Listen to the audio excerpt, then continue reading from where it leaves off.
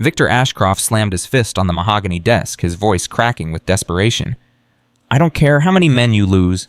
I don't care how much it costs.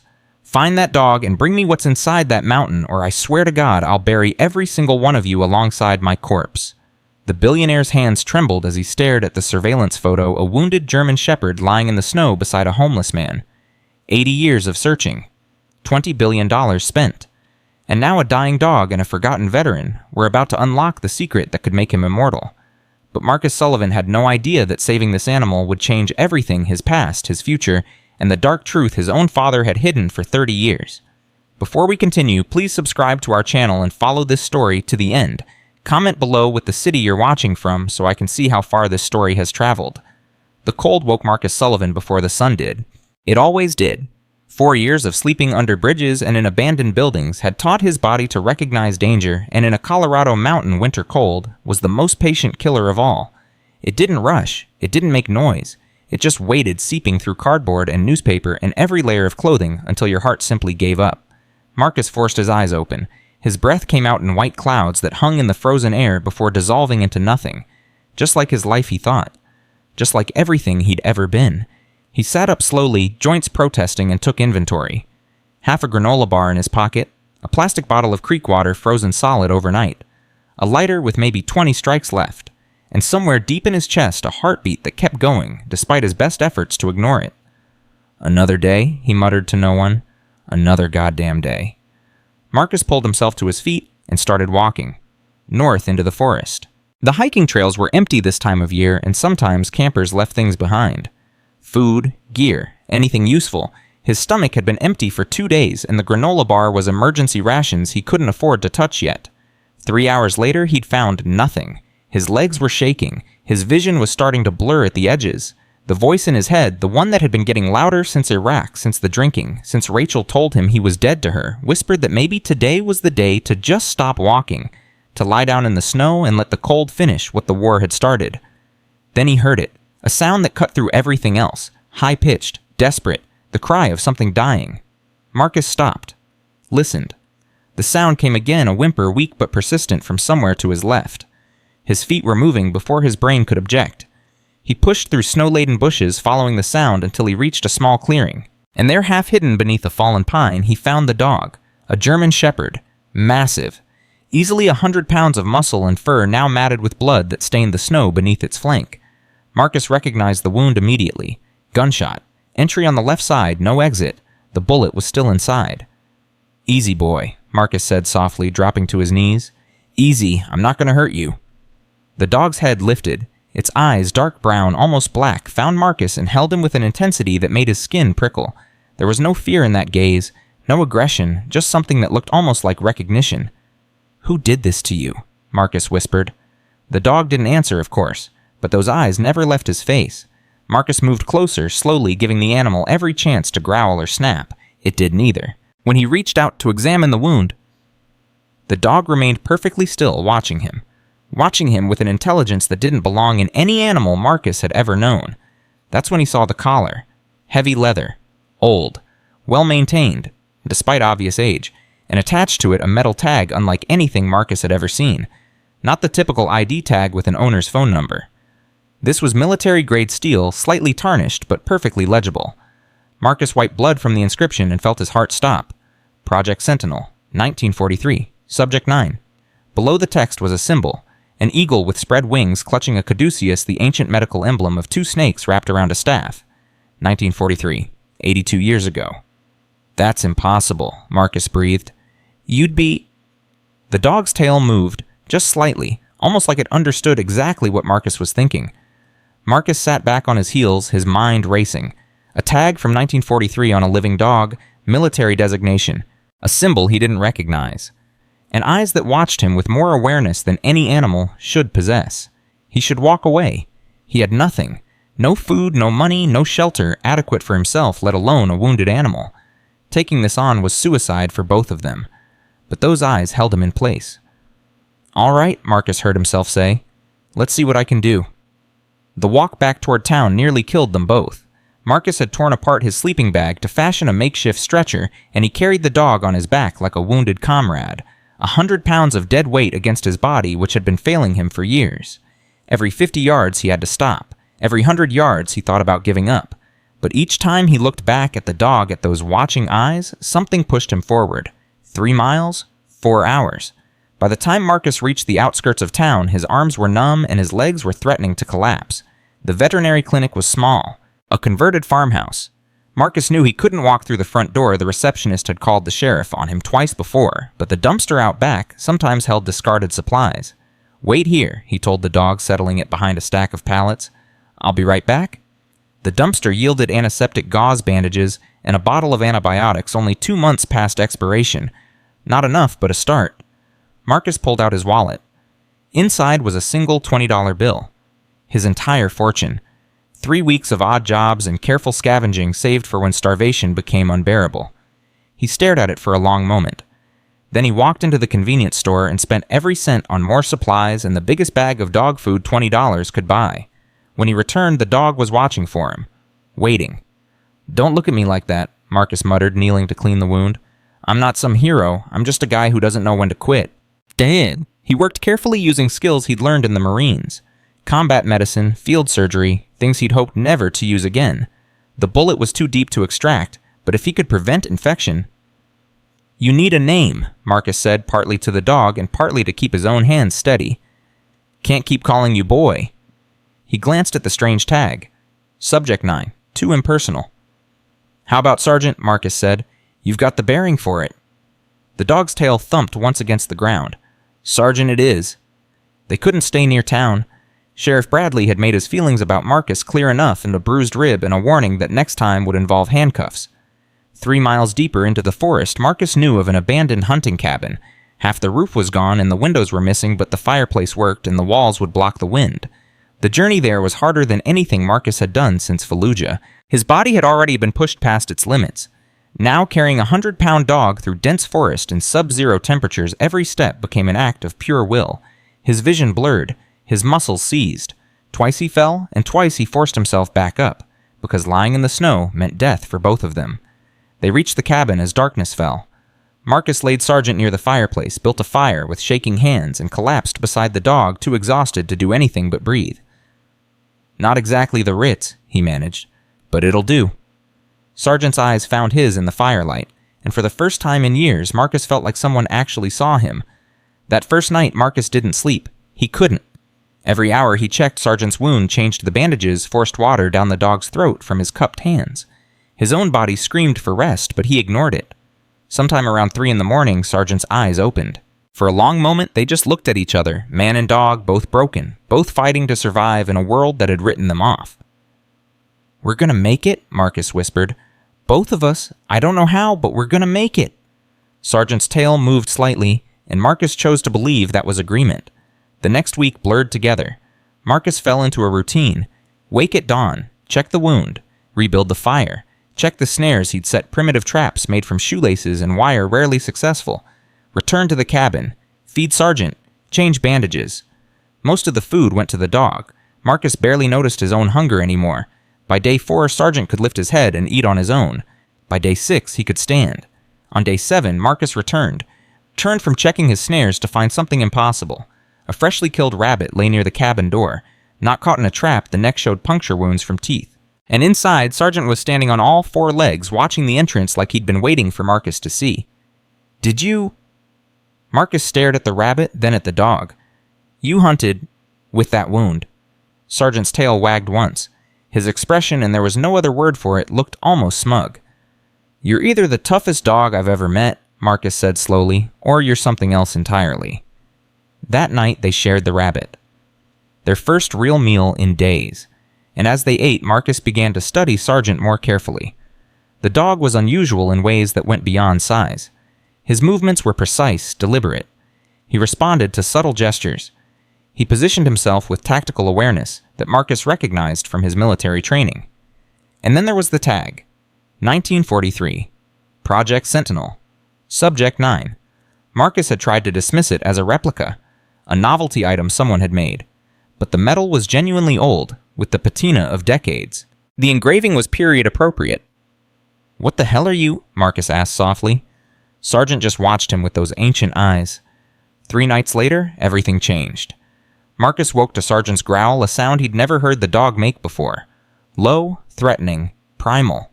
"What is it?" Marcus whispered, reaching for his knife. Sergeant was standing at the door, every muscle tensed, staring into the darkness beyond. Then Marcus heard them. Footsteps in the snow. Multiple sets moving with careful precision. His military instincts snapped awake. He moved silently to the window and peered through a crack in the boards. Moonlight reflected off the snow, providing enough light to see 2 figures approaching the cabin. Dark tactical gear, coordinated movement, hand signals. These weren't random criminals, these were professionals. One raised a device, some kind of scanner, and swept it across the cabin. The other spoke into a radio, words too quiet to hear. Marcus's heart pounded against his ribs. His knife suddenly seemed pathetically inadequate, but the men didn't enter. After an eternity, they exchanged glances, turned, and disappeared. Back into the forest as silently as they'd come. Marcus didn't move for 20 minutes. "Who the hell was that?" he finally breathed. Sergeant pressed against his leg, whining softly. "They were looking for something." Marcus looked down at the dog. "Or someone." The tag glinted in the dying firelight. "They were looking for you, weren't they?" Sergeant's eyes met his, and in them Marcus saw something that chilled him more than any winter night. Confirmation. The next morning Marcus made a decision. "Whatever you are," he told Sergeant, "wherever you came from, someone wants you bad enough to send trained operatives into these mountains in December. That means we're not safe here anymore." Sergeant was already at the door. "You've been trying to tell me something since I found you. Trying to lead me somewhere." Marcus grabbed his pack. "All right, show me." The dog's entire demeanor changed. Energy coursed through him despite the healing wound. He pushed outside and immediately headed north, not wandering but purposeful, following a path only he could see. Marcus followed. They traveled for hours, climbing deeper into the mountains. The terrain grew steeper, the air grew thinner. Marcus's body screamed for rest, but Sergeant's determination pulled him forward. By late afternoon, storm clouds had gathered. By evening, they were caught in a full blizzard. "We need shelter," Marcus shouted over the howling wind. Visibility had dropped to 0. The temperature was plummeting. Without protection, they would freeze. Sergeant barked and veered sharply right. Marcus stumbled after him, trusting the dog's senses over his own blindness. 5 minutes later, they emerged from the trees into a small clearing, and through the driving snow, Marcus saw a structure. A building. Old but solid. Hidden by overgrown pines and decades of neglect. "What is this place?" Sergeant was already at the door. Marcus broke the rusted padlock and they stumbled inside, escaping the killing cold. The interior was dark, filled with shapes he couldn't immediately identify. He fumbled for his lighter, flicked it on, and felt reality begin to crack. Military rations on shelves. K-rations from World War II. Medical supplies with labels in English and German. A map on the wall showing these mountains marked with symbols Marcus didn't recognize. "What the hell?" he whispered. Sergeant was pawing at a section of floor near the back. Urgent. Insistent. Marcus joined him and found what the dog was showing him. A hidden panel, a secret compartment, inside a metal lockbox and a leather journal. The journal was filled with handwritten German. Dates in the margins, 1943, 1944, 1945, diagrams of dogs, German shepherds with detailed annotations. One page held a photograph. Marcus's blood turned to ice. The photo showed 8 German shepherds standing in perfect formation, each wearing a tag identical to Sergeant's, and behind them men in uniforms, some American, some German, standing together collaborating during a war when they should have been killing each other. "This is you," Marcus breathed, looking at Sergeant. "Your predecessors, brothers." The lockbox opened with the numbers from Sergeant's tag 943, inside a detailed map of the surrounding mountains, a key on a leather cord, and coordinates marking a single destination stamped with the eagle and caduceus symbol. "Is this where we're going?" Sergeant barked once. "Affirmative." But before Marcus could respond, he heard something from outside. Voices. Flashlights cutting through the blizzard. The men had followed them. Marcus moved fast. He shoved everything into his packed journal map key and found the trap door to a cellar that led to an escape tunnel. They crawled through darkness for what felt like forever, emerging 50 yards away, hidden by brush. Through the snow, Marcus watched flashlights converge on the building they'd just escaped. 3 operatives. Tactical gear. Weapons raised. "Time to go," Marcus whispered. The storm saved them that night. The men couldn't track through a blizzard, but Marcus knew they wouldn't stop searching. By dawn, the storm had passed. They kept moving, following the map by daylight, pushing toward the coordinates. toward whatever secret was worth killing for. At midday, Marcus stopped to rest beneath a rock outcropping. His body was failing, his hands shook, his mind kept drifting, but Sargent stayed close, warming him, watching over him, like he'd been doing this for decades. "My father knew about all this," Marcus said suddenly, the thought appearing from nowhere. "Didn't he?" Sargent's ears perked. "The way he pushed me toward the military. The things he said about duty, about secrets worth protecting." Marcus shook his head. "I always thought he was disappointed in me, that I never lived up to what he wanted. But maybe—" He looked at the dog. "Maybe he was preparing me for something he couldn't explain." Sargent moved closer, pressing against Marcus's side. "He died 4 years ago, just before everything fell apart." Marcus's voice caught. "I didn't even make it to his funeral. I was too drunk to get on a plane." For the first time in years, Marcus felt tears on his cheeks. "I've spent so long being angry at him, at myself, at everything." He buried his face in Sargent's fur. "I didn't know. I didn't understand." They stayed like that for a long time. Then Marcus stood, wiped his face, and looked toward the mountains ahead. "Let's go find out what he was protecting." The entrance was invisible unless you knew where to look. An abandoned mine shaft, weathered timber, rusted equipment, exactly what you'd expect from a 100-year-old mining operation. But Sargent led Marcus to a hidden panel beside the entrance. A keyhole. The key from the ranger station fit perfectly. When Marcus turned it, he heard something impossible. The hum of electrical equipment coming online. Here in the middle of nowhere.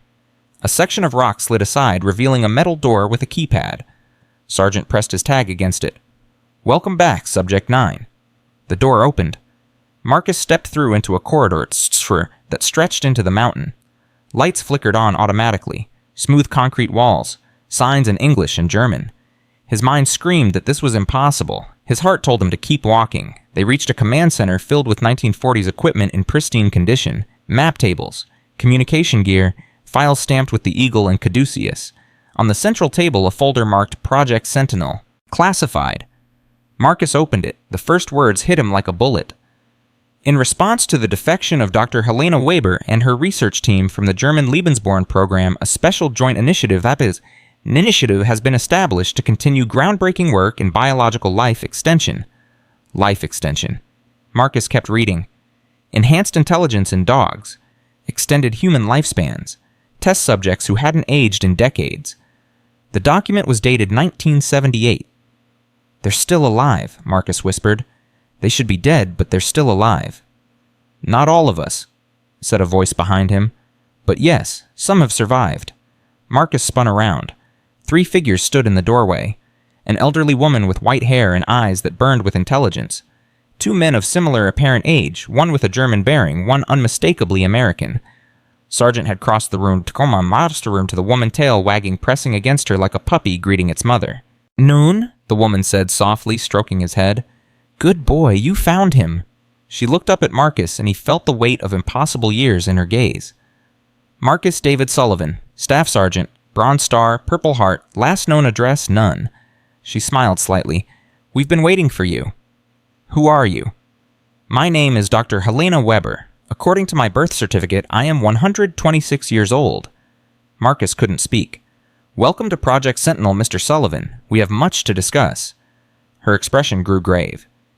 "Including the letter your father left for you 4 years ago." The room tilted. Marcus grabbed the table for support. "My father. He was our guardian for 30 years. Dr. Weber's voice softened. "And he believed, until the day he died, that you would eventually find your way here." She reached into a drawer and withdrew a sealed envelope yellowed with age. Marcus's name was written on the front in handwriting he would recognize anywhere. His father's handwriting. "He wanted you to know the truth," Dr. Weber said. "He wanted you to understand why he could never tell you." Marcus took the envelope with shaking hands. And somewhere outside, beyond the mountain, beyond the storm, Victor Ashcroft's helicopters were already in the air. Marcus stared at the envelope in his hands. His father's handwriting. The same precise letters that had signed his birthday cards, his report cards, the check that paid for his first car. The same handwriting from a man who had been dead for 4 years. "Open it," Dr. Weber said gently. "He wanted you to understand." Marcus's fingers trembled as he broke the seal. The paper inside was crisp, preserved perfectly in the climate-controlled facility. He unfolded it and began to read. "Marcus," the letter began, "if you're reading this, then Neun has found you. I always knew he would. I told Helena that you would come, that when the time was right, you would find your way here. She didn't believe me, but I knew my son." Marcus had to stop. His throat was closing. "Keep going," Dr. Webber urged. "He needs you to hear all of it." Marcus forced himself to continue. "Everything they've told you is true. Project Sentinel is real.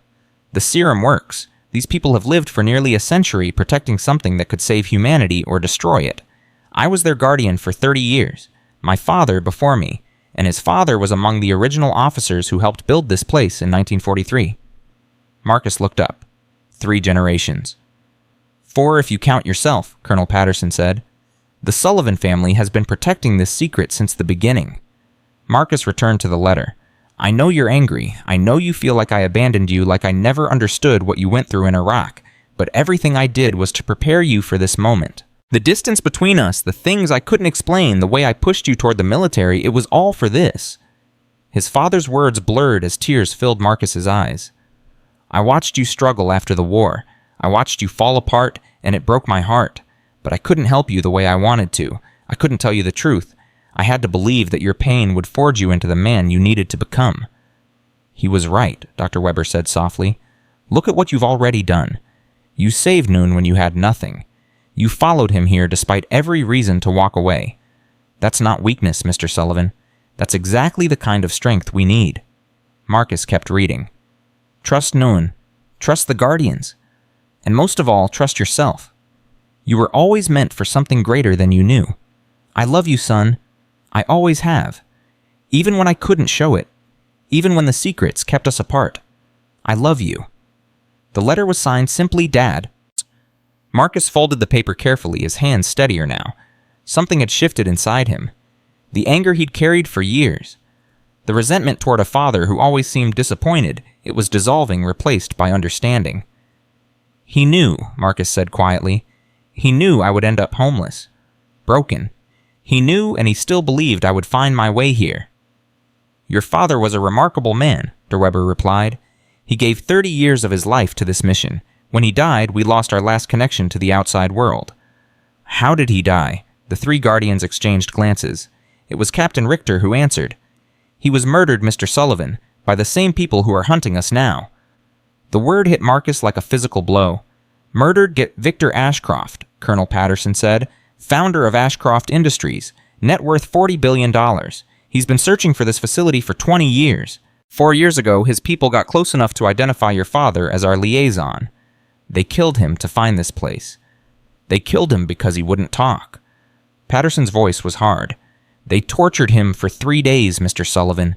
3 days, and he never said a word. Marcus felt something cold settle in his chest. Not grief, he'd already grieved his father. This was something else. Something sharper. Rage. Where is Ashcroft now? Dying, Dr. Webber answered. Pancreatic cancer. Terminal diagnosis 18 months ago. He was given 6 months to live, but he's held on through extreme measures. He knows the serum is his only hope. He's desperate, Richter added. Desperate men are dangerous. That's why Noon found you when he did, Patterson continued. Ashcroft's people breached our outer perimeter 3 weeks ago. Noon was shot driving them back. We thought we'd lost him until his tracking chip showed him moving again with you. Marcus looked at Sergeant Noon. He corrected himself. The dog met his gaze with those ancient knowing eyes. You didn't find me by accident. Noon's tail swished once across the floor. He was looking for a successor, Dr. Webber said. Someone to help us when the end came. And somehow, despite everything, he found you. Before Marcus could respond, an alarm began to sound. The lights in the command center shifted to red. Patterson was at a security terminal in seconds, his fingers flying across the keyboard. Perimeter breach, he announced. Multiple contacts. South entrance. How many? Richter demanded. 12, no 14. They're moving in tactical formation. Ashcroft's people, Dr. Webber said grimly. They followed you here. That's impossible. Marcus shook his head. The blizzard covered our tracks. There's no way. The men at the ranger station, Patterson interrupted. They must have planted a tracker, on you or on Noon. Marcus felt his stomach drop. He'd led them straight here. After everything the Guardians had done to stay hidden for 80 years, he'd led the enemy to their door. This is my fault. There's no time for blame, Dr. Webber said sharply. We need to implement the evacuation protocol. Evacuation. Marcus looked around the facility. You can just leave. We've been preparing for this possibility for decades. She was already moving toward a cabinet on the far wall. The serum and critical research can be transported. We have a secondary location in Montana. What about the facility itself? Richter pulled a small device from his pocket, a transmitter with a single red button. Thermite charges throughout the structure. If activated, everything here will be destroyed. Nothing recoverable. You'd blow up 80 years of work. Better destroyed than in the wrong hands. Dr. Webber had retrieved a metal case from the cabinet. This contains the last of our serum supply and the research files. Everything else is expendable. The alarm continued to wail. Patterson tracked the intruder's progress on his screen. They're at the secondary entrance, breaching now. How long until they reach us? 20 minutes, maybe less if they know the layout. They don't, Dr. Webber said, but they have enough explosives to make their own path. Marcus made a decision. Give me a weapon. The three guardians looked at him. You said you needed a successor, someone to protect this. He gestured at the case. Well, I'm here, and I'm not going to stand around while everything my father died for gets destroyed. Patterson studied him for a long moment. Then he moved to a weapons locker and withdrew a handgun. You remember how to use one of these? It's been a while. Marcus checked the chamber, the safety, the weight. But some things you don't forget. Then here's the plan. Patterson pulled up a map of the facility on his terminal. There's an evacuation tunnel here leading to an exit point 2 miles east. Helena will take the serum and research through that route. Richter and I will delay the assault team. What about me? Patterson met his eyes. We need someone to destroy the facility once we're clear. Someone to make sure they can't follow. He was asking Marcus to stay behind, to hold off a tactical team while the Guardians escaped. That's a suicide mission. Not necessarily. Patterson handed him the thermite detonator. Set the charges, give yourself 5 minutes, use the secondary tunnel here. He pointed to a location on the map. It's tight, but you'll fit. Comes out near the East Ridge. And if I don't make it, then you'll have died protecting something that matters. Patterson's voice was steady. Same way your father did. Marcus looked at the detonator, then at the map, then at Nguyen. The dog was watching him with that familiar intensity. Nguyen goes with Dr. Webber? No? The word came from Dr. Webber herself. Nguyen stays with you. He's injured. He chose you, Mr. Sullivan. That bond isn't something we can override. She knelt beside the dog, speaking in German. Beschütze ihn, für ihn zurück. Nguyen pressed his head against her hand, then moved to stand beside Marcus. What did you tell him? To protect you, to bring you back. She straightened, holding the metal case. Don't make me a liar, Mr. Sullivan. Explosions echoed from somewhere deeper in the mountain. The assault had begun. Move, Patterson ordered. Everyone move now. Dr. Webber disappeared down a corridor, the case clutched to her chest. Patterson and Richter grabbed weapons and headed toward the sound of the assault. Marcus found himself alone with Nguyen in the command center, the detonator heavy in his hand. All right, boy, he said. Let's go be heroes. They moved through the facility with purpose, Marcus following the map Patterson had shown him toward the primary charge locations. Every few seconds, another explosion shook the mountain. The assault team was making progress. The first charge point was in the main laboratory. Marcus found the panel Patterson had described, input the code, and armed the explosive. A digital readout began counting down from 30 minutes. 29 minutes and 52 seconds, Marcus told Nguyen. That's how long we have to arm the other charges and get out. They ran. The second charge was in the living quarters. Marcus could hear gunfire now, Patterson and Richter engaging the assault team. The sounds were getting closer. He armed the charge. 26 minutes remaining. The third was in the production center, where the serum had been manufactured for 80 years. Vials lined the walls, empty, now the contents already with Dr. Webber. Marcus hesitated for just a moment, thinking about what was about to be destroyed. Then he armed the charge. 22 minutes. The fourth charge was the problem. According to the map, it was in a storage area near the south entrance, directly in the path of the assault team. Marcus could hear them clearly now. Boots on concrete. Tactical commands. The occasional burst of gunfire as they advanced. We have to go around, Marcus whispered to Nguyen. The dog's head was raised, nostrils flaring. He let out a low growl and started moving in a different direction. Marcus followed. Nguyen led him through corridors not marked on his map service passages that wound behind the main facility. They emerged near the storage area, but from the opposite side. The assault team was visible through a doorway. 8 men heavily armed advancing in formation. Patterson and Richter were somewhere ahead, slowing them down. Marcus had to cross that doorway to reach the charge point. "Cover me," he breathed to Nguyen, and he ran. Gunfire erupted the moment he moved. Marcus rolled, came up firing. One of the operatives went down, then another. Nguyen was a blur of fur and teeth attacking from the flank, creating chaos and confusion. Marcus reached the charge panel. His hands were steady as he input the code. A bullet screamed past his head. He armed the charge. 18 minutes. Nguyen, go! The dog broke off his attack, and they fled down the corridor, bullets chasing them. Marcus felt something hot graze his arm, too close, but he kept running.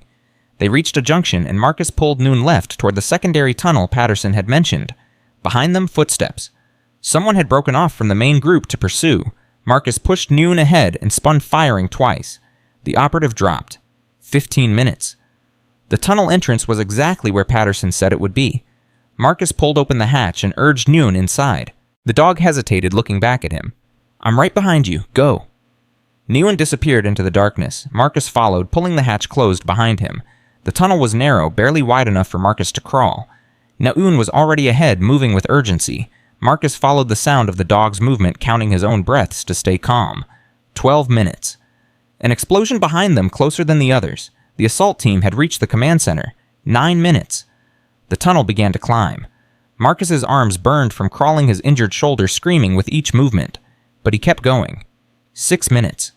Light ahead. Actual daylight. The exit. Marcus emerged from the tunnel into a world of white. Snow everywhere, blinding after the darkness. Nguyen was already outside, circling anxiously. "We need to move," Marcus gasped. "When those charges blow." A hand grabbed his collar and yanked him backward. Marcus hit the ground hard. The wind knocked from his lungs. A man stood over him. On one of the operatives, his face masked, his weapon raised. "Don't move." Nguyen lunged. The operative fired, but Nguyen was already on him.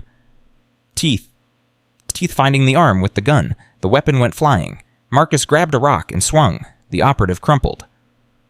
4 minutes. Marcus stumbled to his feet, grabbed Nguyen, and ran. They made it maybe 50 yards before the mountain exploded behind them. Not one explosion, a sequence rolling thunder that shook the earth itself. Marcus and Nguyen were thrown forward by the shockwave, tumbling through snow until they finally came to rest against a fallen tree. For a long moment, Marcus couldn't move. His ears were ringing, his vision was swimming. Behind him, the mountain was collapsing, decades of secret research vanishing in fire and stone. Then Nguyen was licking his face, and Marcus found the strength to sit up. "We made it," he breathed. "We actually made it." He looked toward the rendezvous point. Patterson had specified a ridge about a mile to the east. They needed to move. But as Marcus struggled to his feet, he heard something that made his blood freeze. Helicopter rotors. 3 aircraft were approaching from the south, black against the winter sky. Ashcroft's reinforcements. "Run," Marcus told Nguyen. "Run now." They fled through the forest as the helicopters circled the destroyed facility. Marcus knew they were looking for survivors, searching for any sign of the Guardians. He and Nguyen had to reach the ridge before they expanded their search pattern. 20 minutes of desperate running.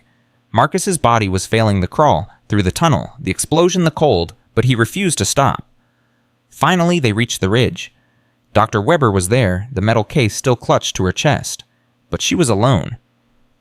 "Where are Patterson and Richter?" Marcus demanded. Her expression told him everything.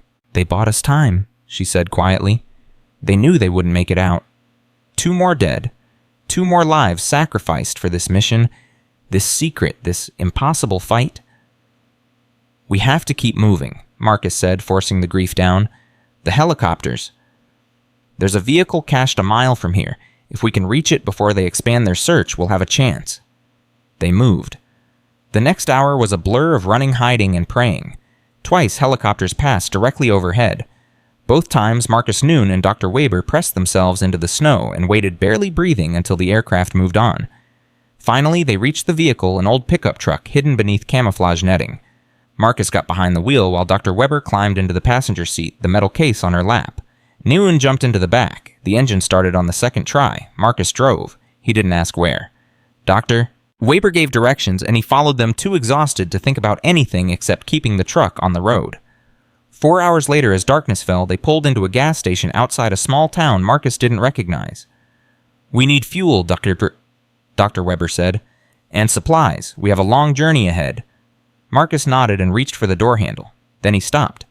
"Wait, you said you've been watching me since Noon made contact. How? Tracking chip, same as Noon's." "No, I mean, you knew about me before. You knew my service record, my history. You knew my father had a son." Dr. Webber was silent for a moment. "Your father didn't just work for us, Mr. Sullivan. He believed in us. He documented everything, his work, his life, his family. When you were born, he told us he'd found his successor. When you joined the Marines, he said you were ready.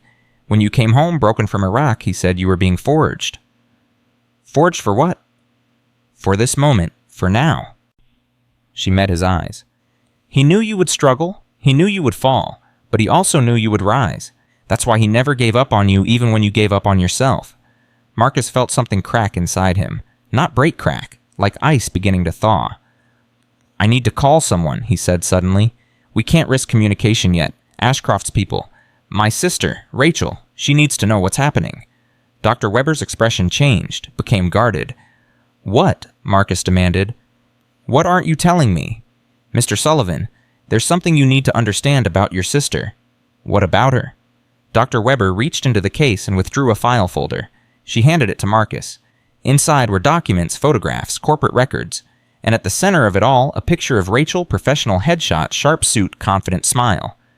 "Your sister works for Whitmore and Associates," Dr. Webber said, "a prestigious law firm in Chicago." "I know that. What you don't know is that Whitmore has been contracted to handle legal affairs for Pinnacle Development Corporation. Pinnacle is acquiring land in the Colorado mountains for a renewable energy project. They're the cover operation for the search that just found our facility." Marcus stared at the documents, his mind refusing to accept what he was seeing.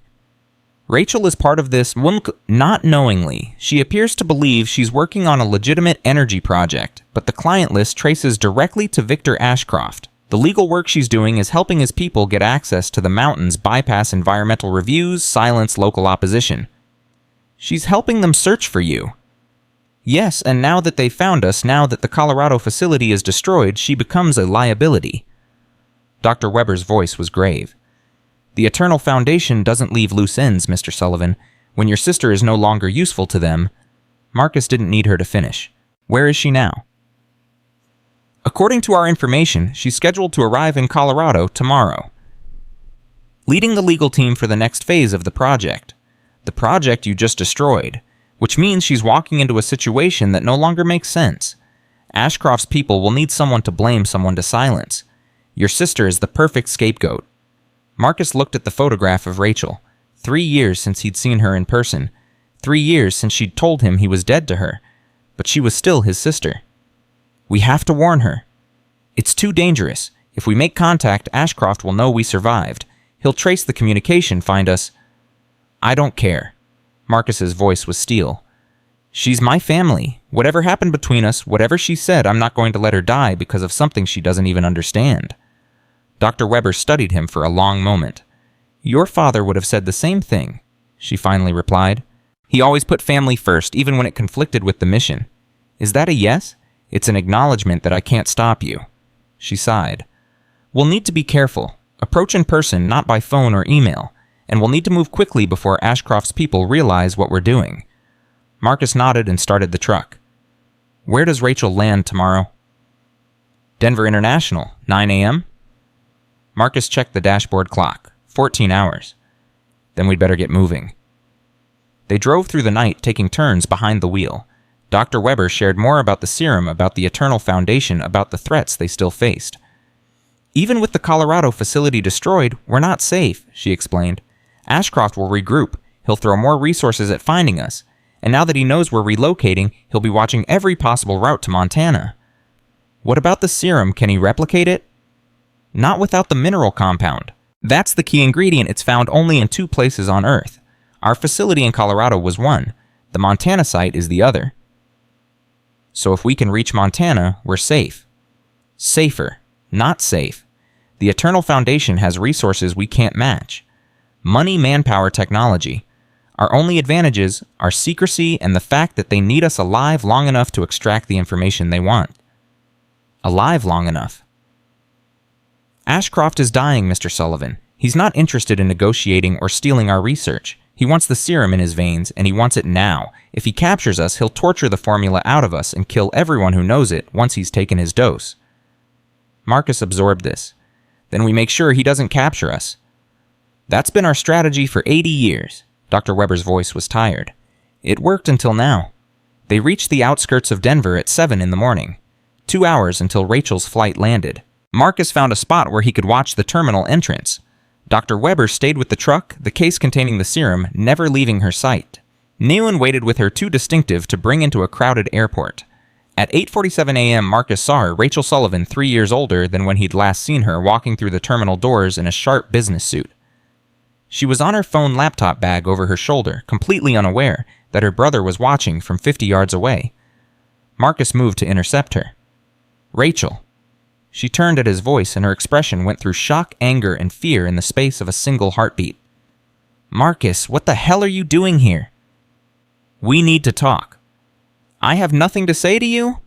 She started to turn away. I'm working. I don't have time for whatever this is. Marcus grabbed her arm. Rachel, listen to me. The people you're working for, Pinnacle Development, the Energy Project, it's not what you think. Let go of me. They're going to kill you. That stopped her.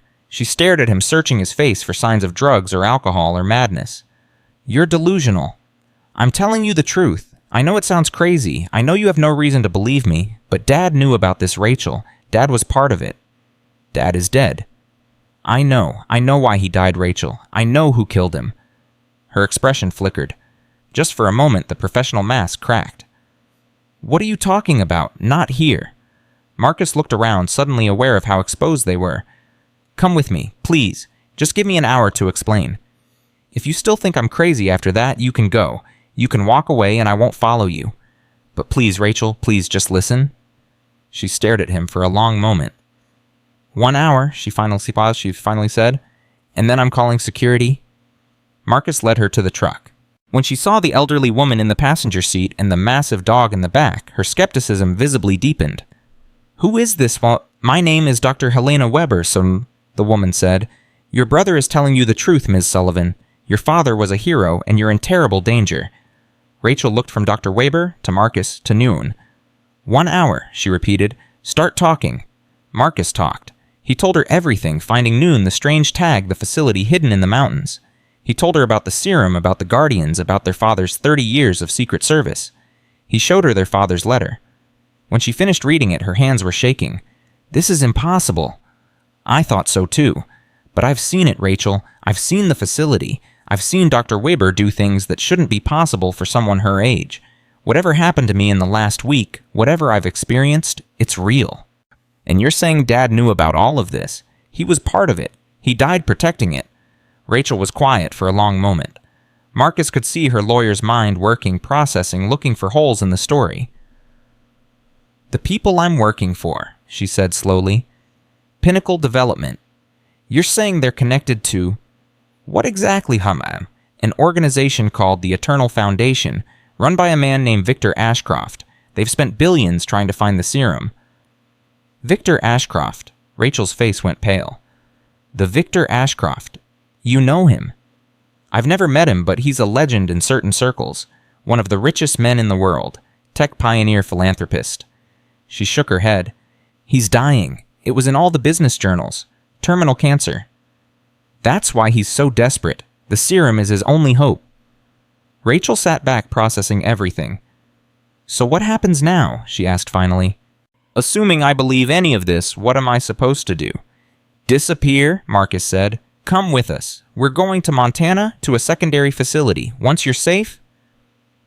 Disappear. Rachel laughed, but there was no humor in it. Marcus, I have a life, a career. I can't just vanish because you've gotten caught up in some conspiracy theory. It's not a theory. I've seen it. You've been homeless for 4 years. You've been drinking. I know what I've been. Marcus's voice was steady. I know exactly what I've become. But this isn't about me anymore. This is about you.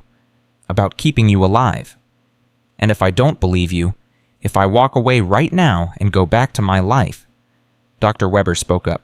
Then within 72 hours, you'll be dead. The Foundation will need to explain why their Colorado operation failed. They'll need a scapegoat, and you're the perfect candidate and attorney who can be blamed for legal oversights for missing warning signs. They'll make it look like an accident or perhaps a suicide. Your colleagues will shake their heads and say they never saw it coming. Rachel's face had gone white. You can't know that.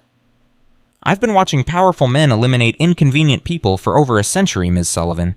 The patterns don't change, only the methods. The three of them sat in silence. Outside Denver, traffic flowed past, oblivious to the life-and-death conversation happening in a battered pickup truck. Finally, Rachel spoke. If I come with you, if I do this, what happens to everything I've built? My career, my reputation, my life.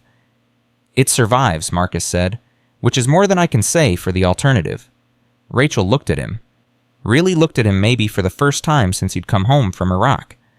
You've changed, she said quietly. You're different than you were. I've been through a lot in the last week. No, it's more than that. You're present, focused. You sound like the brother I remember before everything went wrong. Marcus thought about noon, about the purpose the dog had given him, about his father's letter and the legacy he was only beginning to understand. Maybe I'm finally becoming the man Dad always believed I could be. Rachel's eyes glistened. She blinked rapidly, fighting back tears. 1 hour, she said. You asked for 1 hour and I've given you that. Marcus's heart sank. Rachel? But I'm going to need longer to process this. She took a deep breath. Take me to Montana. Show me this facility. Show me proof. Relief flooded through Marcus. You mean it? I mean, I'm not ready to bet my life on walking away from this conversation. Rachel met his eyes. And I mean that whatever happened between us, you're still my brother. If you believe this is real badly enough to track me down after 3 years of silence, maybe it's time I started believing you. Marcus reached out and took her hand. She didn't pull away. Thank you. Don't thank me yet. She looked at Dr. Weber, then at Noon, who was watching her with those intelligent eyes. We've got a long drive ahead and I have about 1,000 questions. Ask them, Der Weber said. We have time. Marcus started the truck and pulled out of the parking lot heading west toward the mountains, toward Montana, toward whatever came next. Behind them, in a black SUV parked 3 rows away, a man lowered his camera and reached for his phone. Target acquired, he said. Marcus Sullivan, Dr. Weber, and the sister. They're heading west on I-70. Should I pursue? The voice on the other end was calm, controlled, and absolutely certain. Follow them. Don't engage. Mr. Ashcroft wants to know where they're going. The SUV pulled out of the parking lot, keeping a careful distance. The hunt was far from over. The first 3 hours on the road passed in tense conversation. Rachel asked questions. Dr. Weber answered them. Marcus drove watching the rearview mirror more than the road ahead. So the serum actually works, Rachel said, still processing. You're telling me you're over 100 years old. 126, Dr. Weber confirmed. Born March 15, 1898 in Munich. I was a young woman when the Great War ended. I watched the Weimar Republic rise and fall. I saw Hitler come to power, and I made the choice to defect before my research could be used to create an immortal Reich. But you look 70, maybe 75. The serum doesn't stop aging entirely. It slows it dramatically. I've aged approximately 40 years in the last 8 decades. Dr. Weber smiled slightly. Better than the alternative. Rachel fell silent, staring out the window. Marcus could see her struggling to reconcile everything she'd heard with everything she'd believed. The men who killed Dad, Rachel said suddenly, are they the same ones after us now? Different operatives, same organization, Dr. Weber's voice hardened. Victor Ashcroft has unlimited resources. When one team fails, he sends another. When one approach doesn't work, he tries something else. He's been hunting us for 20 years, Ms. Sullivan. Your father was the closest he ever got. Until now. Until now. Marcus checked the mirror again. The black SUV he'd spotted leaving the airport was still there 3 cars back. It had been maintaining the same distance for the last 50 miles. We have a tail, he said quietly. Dr. Weber didn't turn around. How long? Since Denver. They're good. Staying far enough back to seem coincidental. Can we lose them? Not on the highway. Too straight, too open. Marcus studied the upcoming exits.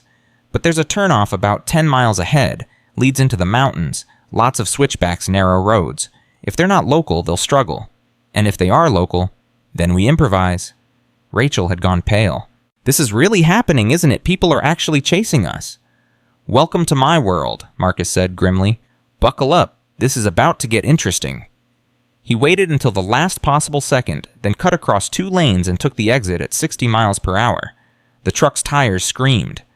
Rachel grabbed the door handle. In the back, Noon braced himself against the truck bed. The SUV tried to follow but missed the exit.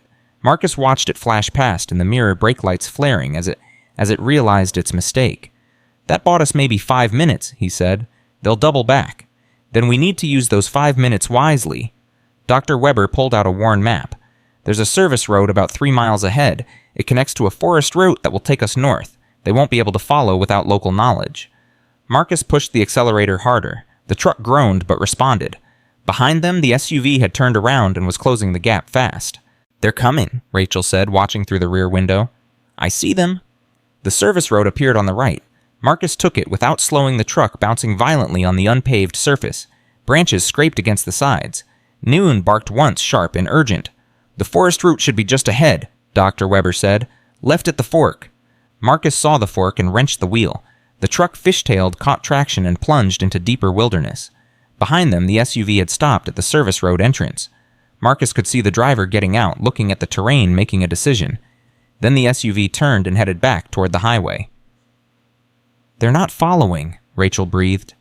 They don't need to follow. Dr. Webber's voice was grim. They know we're heading north. They'll alert other teams, set up roadblocks, try to intercept us further along. So we're not safe.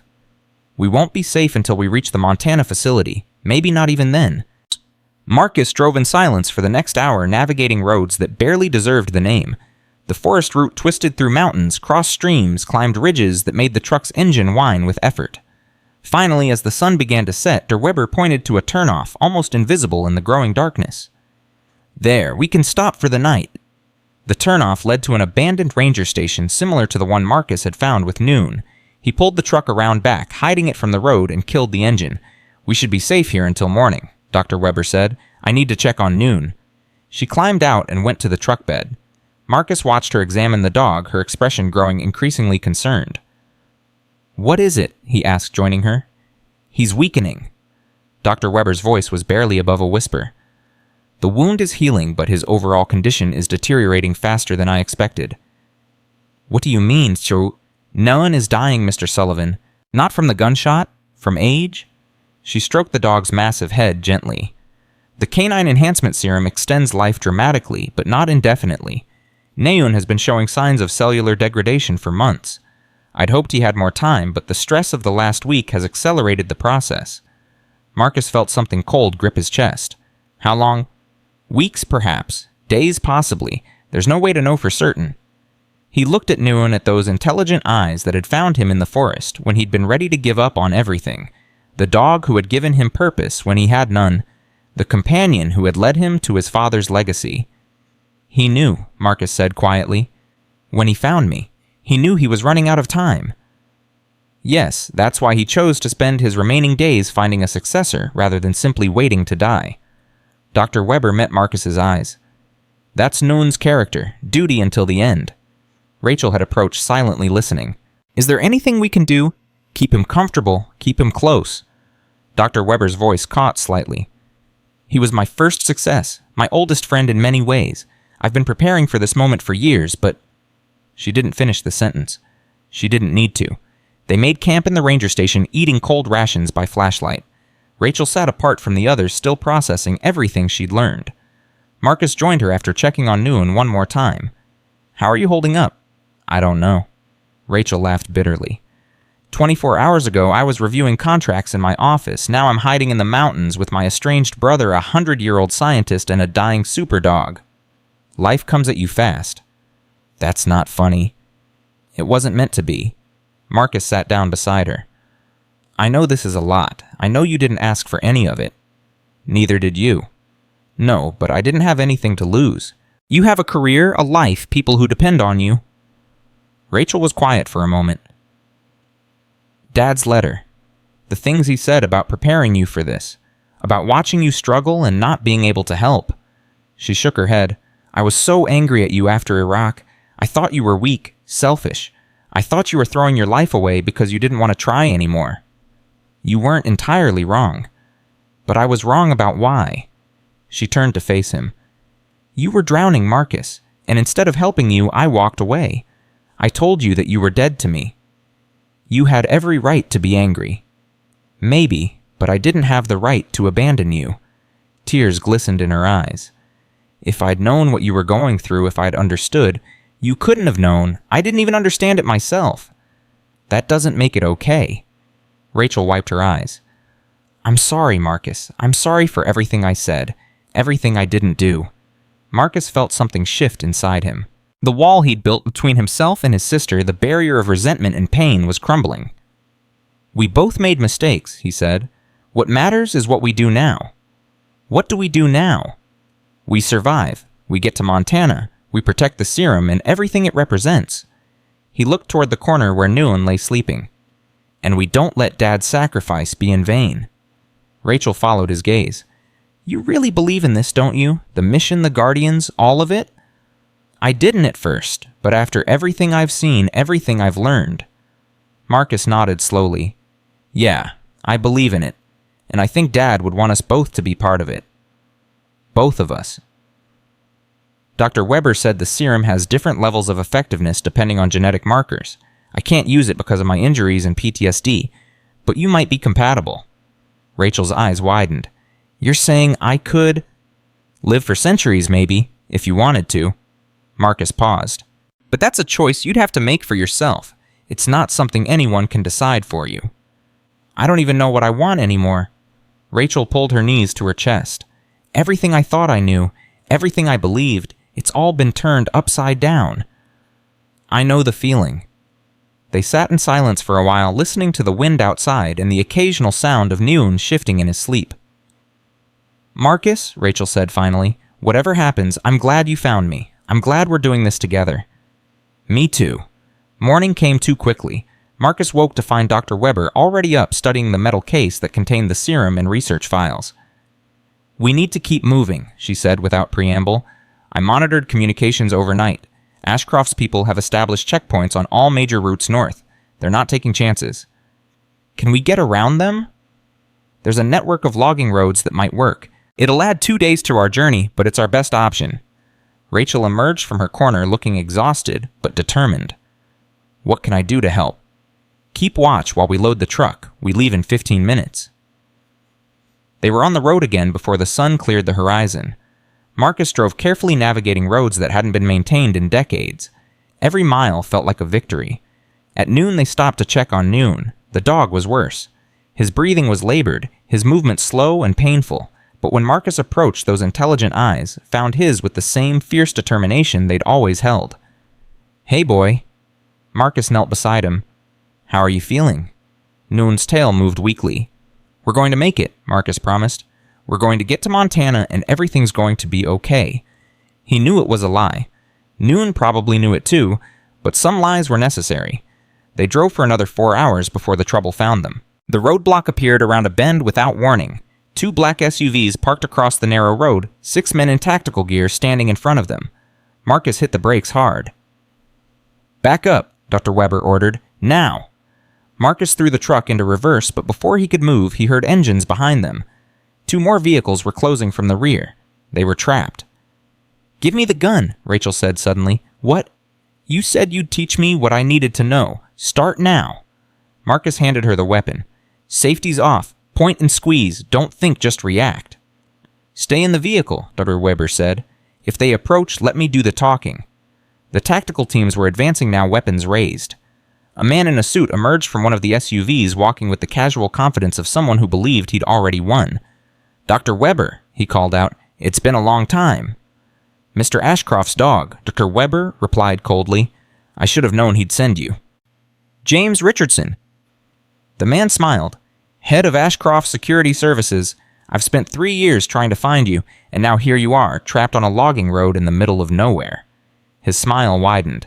Mr. Ashcroft will be so pleased.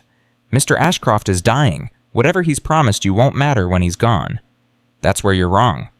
Richardson moved closer to the truck. The serum will save him, and when it does, he'll remember who brought it to him. The serum won't work on him. His cancer has compromised too many systems. Even if he takes it, he'll die within months. Then he'll have months he wouldn't otherwise have had. Richardson shrugged. That's not my concern. My concern is bringing you in. Now you can make this easy, or you can make it difficult. Either way, you're coming with us. Marcus's hand moved toward his weapon. Don't, Richardson said without looking at him. My men have orders to shoot anyone who resists. You'll be dead before your finger touches the trigger. Then you won't get the serum. Dr. Webber will give us the serum to save her friends' lives. Won't you, Doctor? Dr. Webber was silent. That's what I thought. Richardson gestured to his men. Take them. The tactical team moved forward. Marcus tensed, preparing for a fight he knew he couldn't win. Then Noon stood up in the truck bed. The movement was slow, painful, but deliberate. The dog's eyes locked onto Richardson with an intensity that made the security chief take an involuntary step backward. Control that animal, Richardson snapped. Noon growled. Low, deep, primal. The tactical team hesitated. I said control it. Noon. Dr. Webber said softly. Nicht jetzt. Noch nicht. The dog didn't stand down. Instead, he jumped from the truck bed, landing between Marcus and the advancing team. His hackles were raised. His teeth bared every line of his body, promising violence. Shoot it, Richardson ordered. No. Marcus moved to protect Noon. The dog looked back at him. Those ancient intelligent eyes met his one more time, and in them Marcus saw something he recognized. Acceptance. Goodbye. Noon charged. The tactical team opened fire, but the dog was already among them, a blur of fur and teeth. Men screamed. Weapons went off in random directions. Chaos erupted across the roadblock. Drive, Dr. Webber shouted. Marcus, drive now. Marcus was frozen. On watching Noon fight, watching the dog he'd come to love throwing himself at impossible odds. Marcus! Rachel grabbed his arm. We have to go. He gunned the engine. The truck plowed forward, crashing through the gap Noon had created. Men dove out of the way. Bullets pinged off metal. Marcus kept his foot on the accelerator, not looking back. Behind them, the sounds of combat continued. Then a single gunshot louder than the others. Then silence. Noon, Marcus whispered. He knew, Dr. Webber said, her voice breaking. He knew this was how it would end. He chose to spend his last moments giving us a chance to escape. We have to go back. He's gone, Marcus. Tears streamed down her face. He's gone. And if we go back, his sacrifice will mean nothing. Marcus drove. He drove until the roadblock was far behind them, until the sounds of pursuit had faded, until the logging road opened onto a paved highway and they could finally breathe. Then he pulled over and broke down. The sobs came from somewhere deep, somewhere he'd kept locked away for years. He cried for Noon, for his father, for all the years he'd wasted, all the people he'd lost, all the pain he'd carried alone. Rachel was beside him, holding him, crying with him. He was just a dog, Marcus managed through the tears. How can it hurt this much? He wasn't just a dog, Dr. Webber said quietly. He was 80 years of love and loyalty and sacrifice. He was the best of what we created. And he chose you, Mr. Sullivan. Out of everyone in the world, he chose you to carry on his legacy. Marcus wiped his eyes, his hands shaking. Then I won't let him down. They drove through the night, taking turns behind the wheel. No one spoke much. The absence of Noon was a physical weight in the truck. At dawn, they crossed into Montana. Another 100 miles, Webber said, studying the map. The facility is in the mountains north of Missoula. We should arrive by midday. What happens when we get there? Rachel asked. We rest, we regroup, we figure out our next move. Dr. Webber looked exhausted, older than Marcus had ever seen her. The serum is safe. The research is intact. As long as those survive, Project Sentinel continues. And Ashcroft. He'll keep hunting us, but without Noon's tracking chip to follow, he'll have to search the hard way. That buys us time. Marcus focused on the road, pushing away his grief. There would be time to mourn later. Right now, he had a mission to complete. A legacy to honor. The Montana facility appeared suddenly hidden in a valley surrounded by peaks that seemed to touch the sky. From the outside, it looked like a geological research station. Nothing special, nothing worth noticing. Dr. Webber entered a code on a hidden panel, and a section of rock slid aside to reveal a modern entrance. Welcome to Site Beta, she said, our backup location since 1972. Inside the facility was smaller than the Colorado site, but more advanced. Clean lines, modern equipment, efficient layout. 2 people were waiting for them in the main corridor. A man in his 50s fit and alert with the bearing of a career military officer, and a woman about the same age, her white lab coat marking her as a scientist. "Helena," the man said, relief evident in his voice. "Thank God, when we lost contact with Site Alpha, we feared the worst." "The worst happened," Dr. Webber replied. "Patterson and Richter are dead. The Colorado facility is destroyed. We barely made it out." "And noon—" Dr. Webber couldn't speak. She just shook her head. The man closed his eyes briefly. "He was a good soldier, the best." "This is Marcus Sullivan," Dr. Webber said, composing herself. "David's son and his sister Rachel. They'll be staying with us." The man extended his hand to Marcus. "Colonel James Morrison, I served with your father in the 80s. He was a good man." "Thank you." The woman scientist stepped forward. "Dr. Sarah Chen, I've been maintaining Site Beta for the last 15 years. I wish we were meeting under better circumstances." "As do I," Marcus said. "But we're here now. That has to count for something." "It counts for everything." Morrison's expression was grave. "Ashcroft's people hit the Colorado site. That means they know we exist. They know the serum is real. They won't stop until they find us." "Then we need to be ready," Marcus said. "Agreed." Morrison looked at Dr. Webber. "What's our status?" "The serum supply is intact. 20 doses in the case, plus another 15 in storage here. That's 35 total, enough for perhaps 10 complete treatment courses. And the research, backed up on the drive, plus physical copies in the Colorado archives now destroyed. We have everything we need to continue, but we can't make more serum without the mineral compound." "How much of the compound remains?" "Enough for maybe 20 years of production at current rates. After that..." Dr. Webber spread her hands. "Project Sentinel ends." The weight of that statement hung in the air. 20 years, Rachel said quietly. "That's all. Unless we find another source of the compound. It exists in only 2 locations on Earth, both discovered by accident. Finding a third could take decades, centuries, or it might never happen." Marcus absorbed this information. 20 years. In the span of Project Sentinel's history, that was nothing. In the span of a human life, it was everything. "Then we make those 20 years count," he said. Morrison nodded approvingly. "David was right about you. He said you'd rise to the challenge when the time came." "I'm still rising, but I won't stop." "Good." Morrison turned to Dr. Chen. "Get them settled. Food rest, clean clothes. We'll debrief fully tomorrow." "This way," Dr. Chen said, leading them deeper into the facility. The living quarters were simple but comfortable. Marcus was shown to a small room with a bed, a desk, and a window looking out at the mountain peaks. For the first time in years, he had a space that was truly his own. He sat on the bed suddenly exhausted. The adrenaline that had kept him going for days was finally wearing off. A knock at his door. "Come in." Rachel entered looking as tired as he felt. "Can't sleep either." "Every time I close my eyes, I see Neon charging those men." Marcus shook his head. "I keep thinking there must have been another way." "There wasn't." Rachel sat beside him. "He made a choice. The same choice Dad made. The same choice Patterson and Richter made. They all decided that some things are worth dying for. I know, that doesn't make it easier." "It's not supposed to be easy." Rachel put her hand on his. "But it's supposed to mean something. And it does, Marcus. Because we're here. Because the serum is safe. Because of what Neun did, the mission continues." Marcus looked at his sister. At the woman she'd become, the strength she'd found in the midst of chaos. "When did you get so wise?"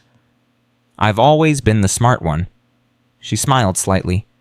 "You were just too stubborn to notice." For the first time since Noon's death, Marcus felt something like hope.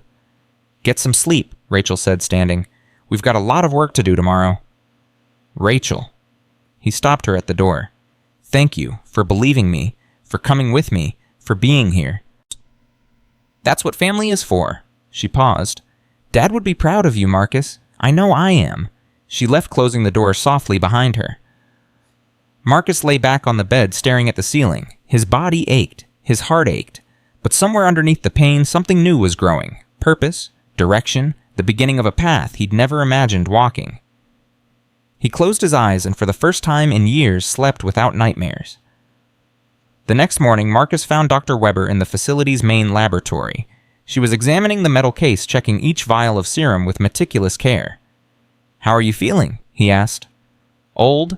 She smiled faintly. Older than I have in decades, losing Noon. She shook her head. He was there from the beginning, the first success, the proof that our work was possible. Now he's gone, and I'm the last one who remembers how it all started. Tell me. What? Tell me how it started. Help me understand what we're protecting. Weber set down the vial she'd been examining. It started with a question. Can death be postponed? Can the human body be made to last longer than nature intended? In 1930s Germany, that question attracted the attention of people who should never have been asking it. The Nazis. Yes, they wanted soldiers who would never age, leaders who would rule forever, a Reich that would literally last 1,000 years. My research was meant to serve that vision. Her voice hardened. I didn't see it at first. I was young, ambitious, focused on the science. By the time I understood what they intended, I was already too deep. But you got out. I made a choice. It cost me everything. My home, my family, my country. But it was the right choice. She looked at Marcus directly. You've made a similar choice, Mr. Sullivan. You left behind your life of suffering for a life of purpose. The cost was high, but was it worth it? Marcus thought about the bridge where he'd been sleeping a week ago. The emptiness, the despair, the voice telling him to just give up. Yes, he said, it was worth it. Then you understand why we do what we do, why Patterson and Richter died, why Neun gave his life. Dr. Weber picked up another vial. This is hope, Mr. Sullivan. Not just hope for longer life, but hope for what humanity could become if we make the right choices. And what about the people who would make the wrong choices, Ashcroft and his foundation? That's why we guard it. That's why we'll always have to guard it. She placed the vial back in the case. The serum isn't good or evil. It's a tool, and like any tool, it can be used to help or to harm. Our job is to make sure it's only used to help. How do we do that? By being vigilant, by being careful, and by training the next generation of guardians to carry on after we're gone. She met his eyes. That's you, Mr. Sullivan, you and your sister, and whoever comes after you. Before Marcus could respond, Colonel Morrison burst into the laboratory. We have a problem, he said. Ashcroft's people found us. Marcus's blood ran cold. How? I don't know, but satellite imagery shows multiple vehicles approaching from the south. ETA 30 minutes. Can we evacuate? Not in time, and we can't risk moving the serum without a secure destination. Dr. Weber stood straighter, her exhaustion vanishing behind a mask of determination. Then we defend, just like we always have. With what? Morrison shook his head. We have 4 people and limited weapons. They'll have a tactical team, probably 2. We can't hold them off forever. We don't need forever. Marcus's mind was racing. We just need long enough. Long enough for what? Dr. Chen, she's been here 15 years. She knows this facility better than anyone. Are there escape routes? Hidden passages? Anything we can use, Morrison considered. There's an emergency tunnel. Leads to an exit about 2 miles north, but it's narrow. We could only take what we can carry. Then that's what we do. Marcus turned to Dr. Weber. You take the serum and the research. Morrison and Chen go with you. Rachel and I will buy you time. Out of the question, Dr. Weber said immediately. I won't sacrifice more people. You're not sacrificing N1. We're choosing to fight. Marcus held her gaze. Newen chose. Patterson and Richter chose. Now it's our turn. Marcus, no. Rachel had appeared in the doorway. I'm not leaving you. You have to. You might be compatible with the serum. You could continue this work for centuries. I can't. I don't care about centuries. I care about you. And I care about making sure Neon's sacrifice means something. Marcus crossed to her, took her hands. This isn't goodbye. I'm going to buy time and then follow through the tunnel. But if something goes wrong, you need to be with the serum. You need to survive. Rachel's eyes filled with tears. You just came back into my life. I can't lose you again. You won't. Marcus pulled her into a hug. I promise. I'll find you. He released her and turned to Morrison. Show me the defensive positions. We have 30 minutes to prepare. The next half hour was a blur of activity. Marcus familiarized himself with the facility's layout, identified choke points, gathered weapons. Morrison wanted to stay and fight, but Marcus convinced him that protecting Der Weber was more important. At 25 minutes, the evacuation team entered the emergency tunnel. Dr. Weber carrying the case, Rachel looking back at Marcus with eyes full of fear and love. Come back to me, she said. I will. Then they were gone and Marcus was alone. He positioned himself near the main entrance weapon ready, listening for the sound of approaching vehicles. The facility was quiet. Too quiet. At 28 minutes, he heard them. Engines, multiple vehicles. Getting closer, Marcus took a deep breath and prepared to fight. For Noon, for his father, for everyone who had given their lives to protect this mission. The first explosion rocked the facility. The door buckled but held. Marcus raised his weapon. The door blew inward. Men in tactical gear poured through weapons up, searching for targets. Marcus fired twice, dropped 2 of them, then dove for cover as return fire shredded the air where he'd been standing. "Target located," someone shouted. "Main corridor." Marcus moved, firing as he went, using the facility's layout to his advantage. He'd memorized the corridors, the corners, the places where he could make a stand. 3 more down, then 4, then 5. But more kept coming. A bullet caught him in the shoulder. Marcus stumbled, kept moving, kept fighting. The pain was distant, unimportant. All that mattered was time. Every second he held them here was a second the others gained. He reached a junction and took cover, reloading with fingers slick with blood. His vision was starting to blur. "Sullivan." A familiar voice. "Richardson. Give it up. You're wounded, outnumbered, outgunned. There's no way out." "Then I'll take as many of you with me as I can." Brave words from a dead man. Richardson's voice was closer now. "Your friends are already gone, aren't they? Through some secret tunnel. Very clever, but it doesn't matter. We'll find them. We always find them." "Not this time." Marcus burst from cover, firing. Richardson dove aside. 2 more operatives fell. Then Marcus's gun clicked empty. He was out of ammunition. Richardson stood slowly, brushing dust from his suit. "That was impressive, truly. Your father would have been proud." He raised his weapon. "Goodbye, Mr. Sullivan." A shot rang out. Richardson crumpled. Marcus stared in confusion as a figure emerged from the shadows behind the security chief. Colonel Morrison, weapon smoking. "Thought I told you to go with the others," Marcus managed. "I lied." Morrison helped him to his feet. "Come on, the tunnel's still open. We need to move." "How did you—" "Secret passage from the storage area. I used to run drills through these corridors. Knew I could loop back without being seen." They ran Marcus, leaning on Morrison for support. Behind them, the remaining operatives were regrouping, but the loss of Richardson had created confusion. They reached the tunnel entrance. Morrison pulled it open and pushed Marcus inside. "Go, I'll seal it behind you." "Come with me." "Someone needs to collapse the entrance. Make sure they can't follow." Morrison met his eyes. "Your father saved my life in Beirut, 30 years ago. This is me paying that debt." "Morrison?" "Go, Sullivan, and don't let their deaths be in vain." Morrison pushed him into the tunnel and hit the seal mechanism. The entrance slammed shut. A moment later, Marcus heard explosives detonating. The tunnel shook. Debris rained from the ceiling. Then silence. Marcus crawled through the darkness, blood trailing behind him, focused on one thing only: the light at the end. The darkness inside the tunnel was absolute. Marcus could see nothing, hear nothing except his own ragged breathing and the scrape of his body against stone as he crawled forward. His shoulder was on fire. Blood soaked through his shirt, dripping onto the tunnel floor, leaving a trail that no one would ever follow. Morrison had collapsed the entrance. The operatives couldn't pursue. Morrison was dead. Another name added to the list. Patterson, Richter, Noon, Morrison. All of them gone sacrificed so that Marcus could keep crawling through this endless darkness toward a light he couldn't see. "Keep moving," he whispered to himself. "Keep moving." Time lost meaning in the tunnel. Minutes felt like hours. Every inch forward was agony. Marcus's vision kept fading, consciousness slipping away before pain dragged him back. Then he saw it, a faint glow ahead. Daylight. Marcus pushed harder. Ignoring the screaming of his muscles, the weakness spreading through his limbs. The light grew brighter. The tunnel widened. He emerged into a small clearing surrounded by pine trees. The sun was setting, painting the sky in shades of orange and red. Beautiful, peaceful, a strange contrast to the violence he'd left behind. "Marcus," Rachel's voice. He tried to stand, but his legs gave out. The ground rushed up to meet him. Then hands were on him, lifting him, and Rachel's face swam into view.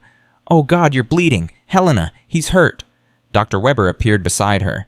"Get him to the vehicle. We need to move." Marcus tried to speak, to tell them about Morrison, but the words wouldn't come. Darkness crept in at the edges of his vision. "Stay with me," Rachel pleaded. "Marcus, stay with me." He wanted to, he tried to, but the darkness was stronger. When Marcus woke, he was in a moving vehicle. The ceiling above him was the interior of a van. Medical equipment beeped somewhere nearby. "He's conscious." Dr. Chen's voice. "Helena, he's waking up." Marcus tried to sit up and immediately regretted it. Pain lanced through his shoulders sharp enough to make him gasp. "Don't move." Dr. Webber's face appeared above him. "The bullet went clean through, but you've lost a lot of blood. We're giving you a transfusion." "Morrison," Marcus managed. Dr. Webber's expression told him everything. "He saved my life," Marcus whispered. "He came back for me. He was a good man. He knew the risks." They all knew the risks. Marcus closed his eye. "Everyone who dies for this mission knows the risks. When does it stop? It doesn't." Dr. Webber's voice was gentle but firm. "That's the nature of what we do. We protect something larger than ourselves, and sometimes that protection costs us everything." "Where are we?" "Heading north. There's a safe house about 6 hours from here. We'll regroup, assess our options." "The serum." "Safe. Rachel has it." Marcus turned his head and found his sister sitting on the opposite side of the van, the metal case clutched in her lap. Her eyes were red-rimmed, her face pale with exhaustion and fear. "You came back," she said quietly. "I promised I would." "I thought—" Her voice broke. "When the tunnel collapsed, I thought—" "I'm here." Marcus reached out with his good arm. Rachel took his hand and held it tight. "I'm not going anywhere." They drove through the night. Marcus drifted in and out of consciousness, each waking moment bringing fresh pain and fresh awareness of how close he'd come to death. At some point, Dr. Webber sat beside him. "There's something you need to know," she said, "about Victor Ashcroft." "Is he dead?" "Not yet, but he's close." She paused. "Before the attack on Site Beta, we intercepted communications. Ashcroft has become increasingly erratic. His condition is deteriorating faster than his doctors predicted. He has days left, perhaps hours. Then why attack us? Why risk everything when he's about to die anyway? Because desperation makes people do irrational things, and because Ashcroft isn't the only one who wants the serum." Marcus forced himself to focus despite the fog of pain and medication. "What do you mean? The Eternal Foundation isn't just Ashcroft. It's a consortium of wealthy individuals who have pooled resources to find us. Ashcroft was the leader, the driving force, but there are others. And now that he's dying, they're positioning themselves to take control. So even if Ashcroft dies, the threat continues." "Yes, in fact, it may intensify. Ashcroft at least had a personal stake in keeping the serum intact. He wanted to use it, not destroy it. But some of his partners have different priorities. They might decide that if they can't have the serum, no one should. They'd destroy it. Or try to, which is why we need to be extremely careful about our next move." Marcus absorbed this. Every time he thought the situation couldn't get worse, it did. What is our next move? For now, survival, reach the safe house, heal plan. Dr. Webber stood. "Rest, Mr. Sullivan. You'll need your strength for what's coming." The safe house was a cabin deep in the Montana wilderness, accessible only by a single dirt road that wound through miles of forest. Dr. Chen had prepared it years ago as an emergency fallback position. They arrived at dawn. Marcus was able to walk with assistance, Rachel supporting him on one side while Dr. Chen took the other. Dr. Webber carried the case containing the serum. Inside the cabin was sparse but functional. A main room with a fireplace, a small kitchen, 2 bedrooms, and a bathroom with running water from a well. "It's not much, Doctor," Chen said, "but it's secure. No electronic footprint, no connection to any of our known facilities. Ashcroft's people don't know this place exists. How can you be sure? Because I'm the only one who does. I purchased the land 30 years ago under a false identity. I've been maintaining it ever since, just in case." Marcus nodded, impressed despite his exhaustion. "You've been planning for this a long time. In our line of work, you plan for everything, and you pray you never have to use most of those plans." They settled in. Marcus took one of the bedrooms. Rachel insisted on sleeping on a cot beside him in case his condition worsened during the night. Dr. Webber and Dr. Chen took turns keeping watch. For 3 days, Marcus did nothing but rest and heal.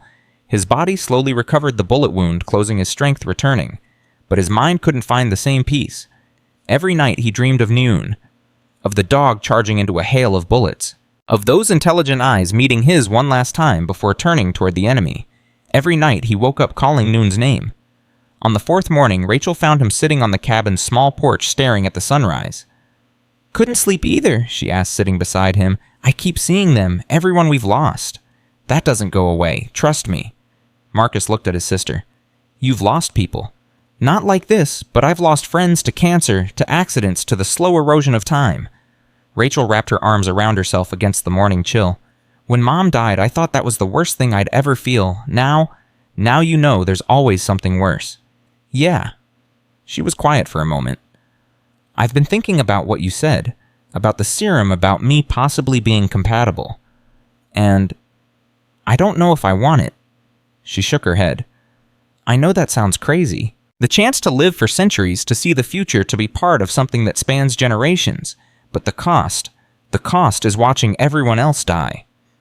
Dr. Webber told me about her family, her children, her grandchildren. She outlived all of them. She watched them grow old and die while she stayed frozen in time.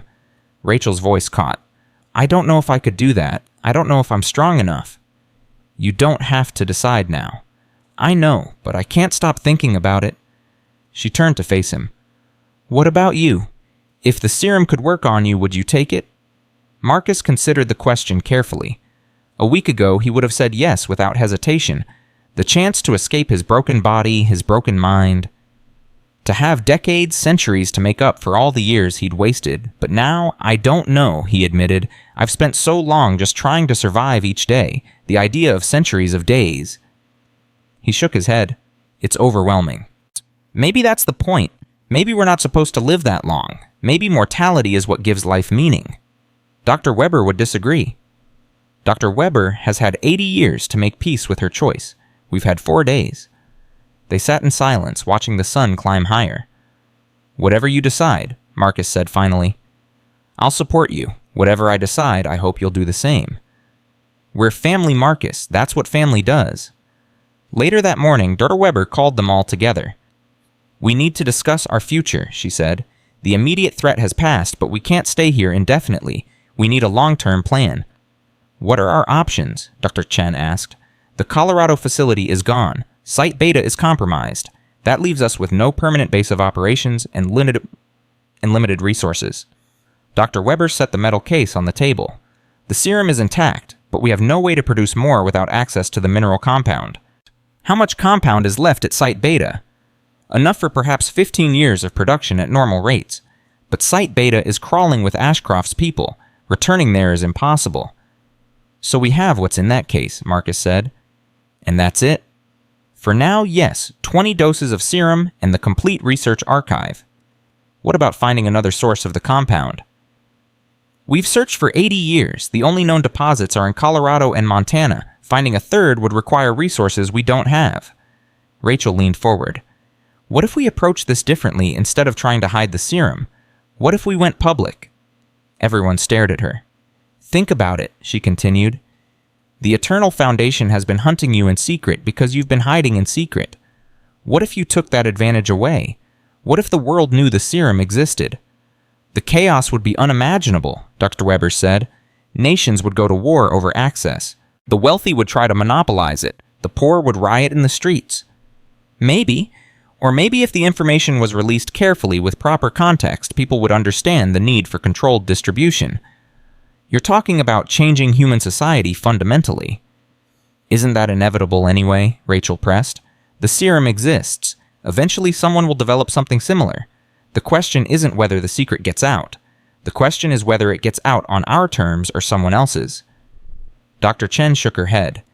It's too risky. We've spent decades building safeguards protocols for how the serum should eventually be shared. Throwing all that away? Those protocols assumed we'd have time. We don't have time anymore. Rachel looked around the room. Ashcroft is dying, but his foundation continues. They know we're real. They'll keep hunting us until they find us. And when they do, all those protocols won't mean anything. The room fell silent. Marcus could see that everyone was wrestling with the implications of Rachel's words. She's right, he said quietly. Dr. Webber looked at him sharply. You agree with her. I agree that we can't keep doing what we've been doing. We've lost 2 facilities, 5 people, and our most important asset. He swallowed hard. Neun gave his life to get us this far. Morrison stayed behind so we could escape. If we just keep running, keep hiding, their sacrifices mean nothing. What would you propose? Marcus thought about it. About everything he'd seen and experienced over the past week. About his father's letter, about the mission his family had protected for 3 generations. We find a way to fight back, he said. Not just defend, but fight. Take the war to them. We're 4 people against a global consortium with unlimited resources. 4 people with something they want more than anything else in the world. Marcus pointed at the case. That's leverage. That's power. It's also a target. It's always been a target. The question is whether we use it as a shield or as a weapon. Dr. Webber was silent for a long moment. When she spoke, her voice was thoughtful. Your father said something similar once. In 1998, when the Foundation first became a serious threat, he wanted to go public to use exposure as protection. I talked him out of it. Why? Because I was afraid of change, afraid of losing control, afraid of what humanity would do with the knowledge. She met Marcus's eyes. I've had 27 years to wonder if I made the right choice. And I still don't know, but I do know that caution hasn't kept us safe. Maybe it's time to try something different. Before they could discuss further, Derchen's phone buzzed. She checked it and went pale. What is it? Marcus asked. News alert. Victor Ashcroft is dead. The cabin went silent. When? Dr. Webber asked. This morning. His company just released a statement. He died peacefully in his sleep after a long illness. Dr. Chen looked up from her phone. It's over. He's gone. Marcus expected to feel relief. Instead, he felt nothing but cold certainty. It's not over, he said. You told me yourself, Dr. Webber. The Foundation is bigger than Ashcroft. His death just creates a power vacuum. He's right. Dr. Chen was scrolling through her phone. There's already speculation about who will take control of Ashcroft's assets. Several names are being mentioned, all of them Foundation members. Do we know who? According to this, the leading candidate is a woman named Victoria Cross, British billionaire tech sector. She's been a Foundation member for at least 15 years. Dr. Webber's expression hardened. I know that name. Cross funded several of the teams that hunted us over the years. She's more dangerous than Ashcroft. How so? Ashcroft was desperate. Dying. He made mistakes because he was running out of time. Cross is young, patient, and methodical. She won't make the same errors. Marcus felt the weight of this new information settling onto his shoulders. One enemy dead, another rising to take his place. The cycle continuing. Then we need to move before she consolidates power, he said. Move where, do what? I don't know yet, but we can't stay here waiting for her to find us. That night, Marcus couldn't sleep. He lay in his bed, staring at the ceiling, turning the problem over in his mind. They had the serum. They had knowledge. They had determination, but they were outnumbered, outgunned, and running out of options. How do you fight a global conspiracy with 4 people and a case of miracle medicine? A knock at his door interrupted his thoughts. Come in. Dr. Webber entered, looking older than he'd ever seen her. The past weeks had taken a toll even on her enhanced physiology. Can't sleep either, Marcus asked. I haven't slept well in decades. One of the serum's few drawbacks. She sat in the chair beside his bed. I want to tell you something. Something I've never told anyone. What?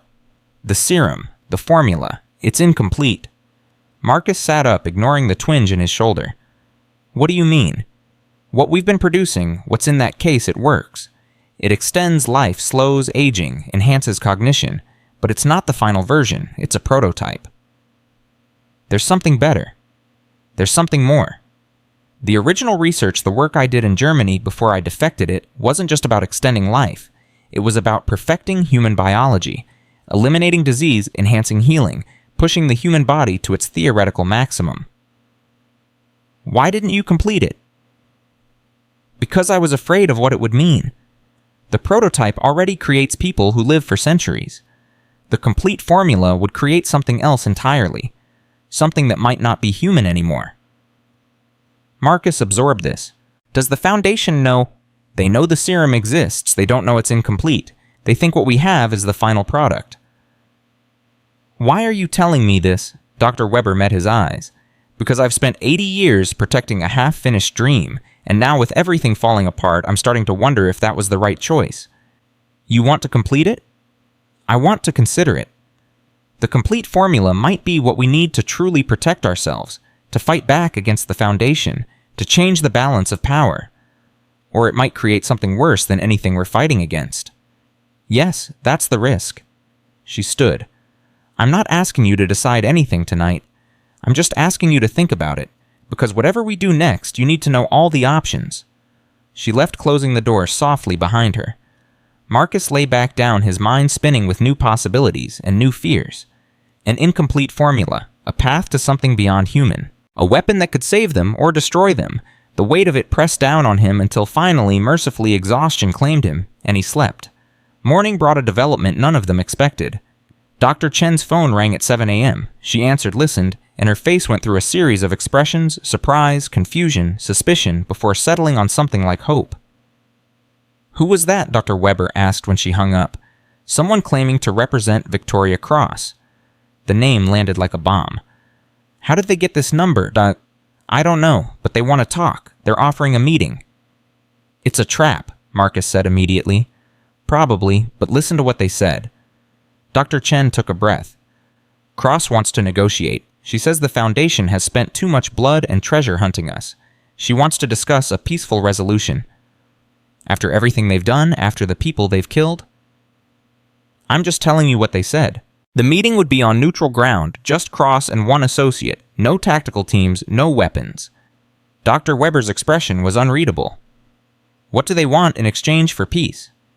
"They didn't say, only that Cross wants to meet with you personally to discuss terms." "It's a trap," Marcus repeated. "Almost certainly." Dr. Webber agreed. But what? "But if there's even a chance it's genuine, can we afford to ignore it?" She looked at each of them in turn. "We've been fighting the Foundation for 80 years. Hiding, running, dying. If there's a way to end this without more bloodshed—" "There isn't," Marcus said flatly. "These people killed my father. They killed Patterson and Richter and Morrison and Noon. They don't want peace. They want the serum."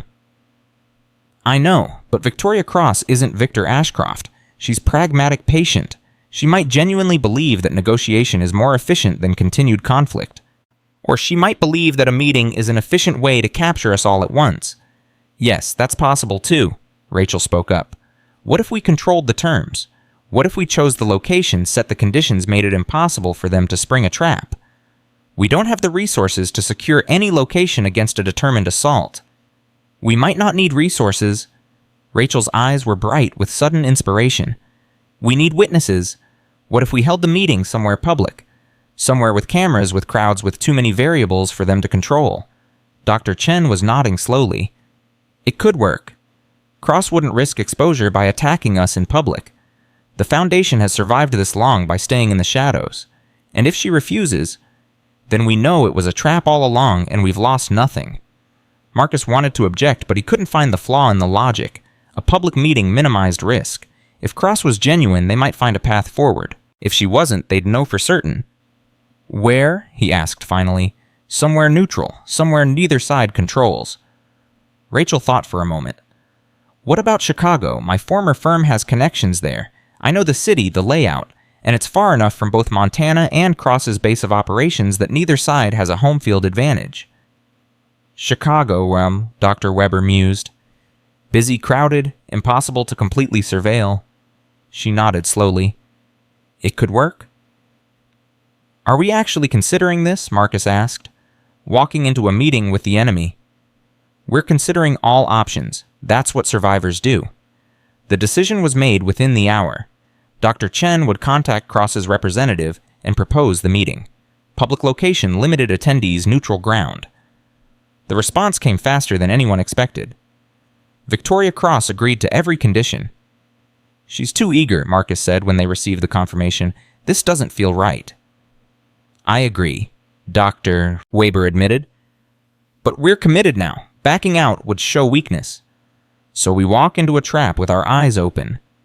We walk into a potential trap, prepared for the worst and hoping for the best."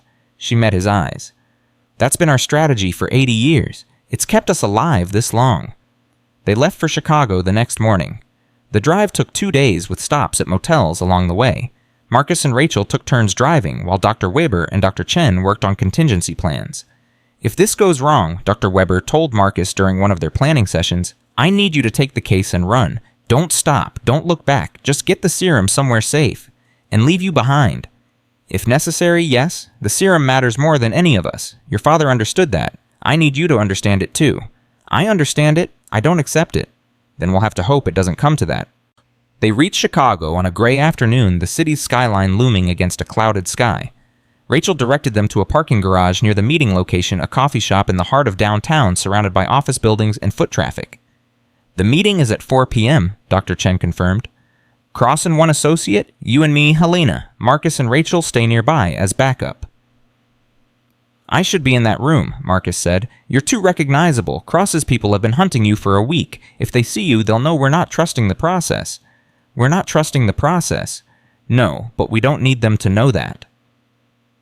At 3:45, Der Weber and Dr. Chen entered the coffee shop. Marcus and Rachel positioned themselves at a cafe across the street with a clear line of sight to the meeting location. "There she is," Rachel said quietly. Victoria Cross arrived precisely at 4 p.m.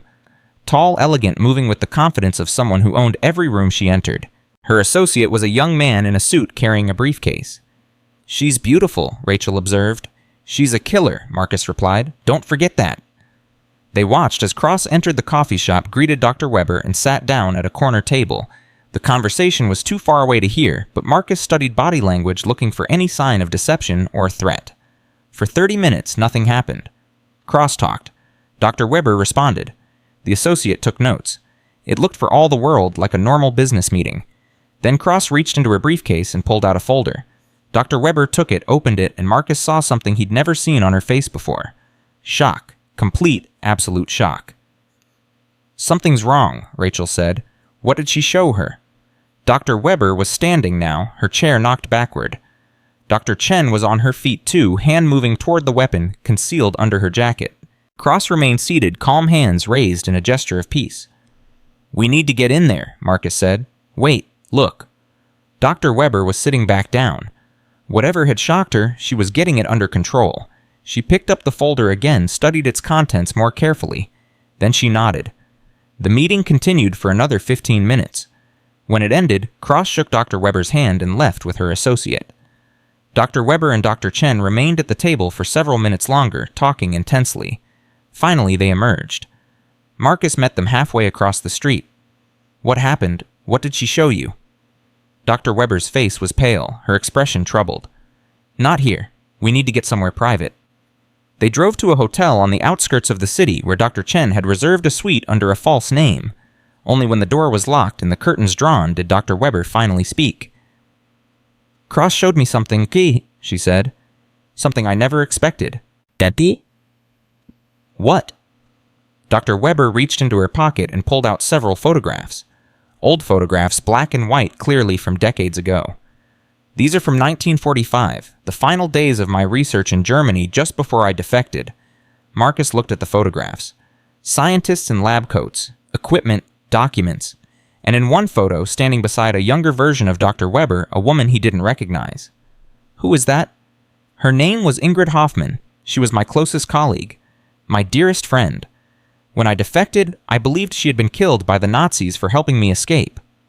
"Believed?" "Cross showed me proof that Ingrid survived, that she continued the research after I left, that she completed the formula."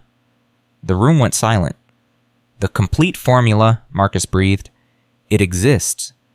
"Yes, and Cross has it." Dr. Weber's voice shook. "She's had it for years. She doesn't need our serum. She has something better." "Then why has she been hunting us, Doctor?" Weber looked at him with eyes full of decades of pain and confusion.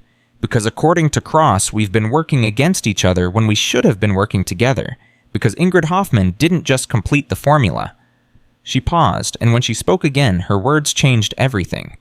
Ingrid Hoffman founded the Eternal Foundation, and she's still alive. The words hung in the air like a death sentence.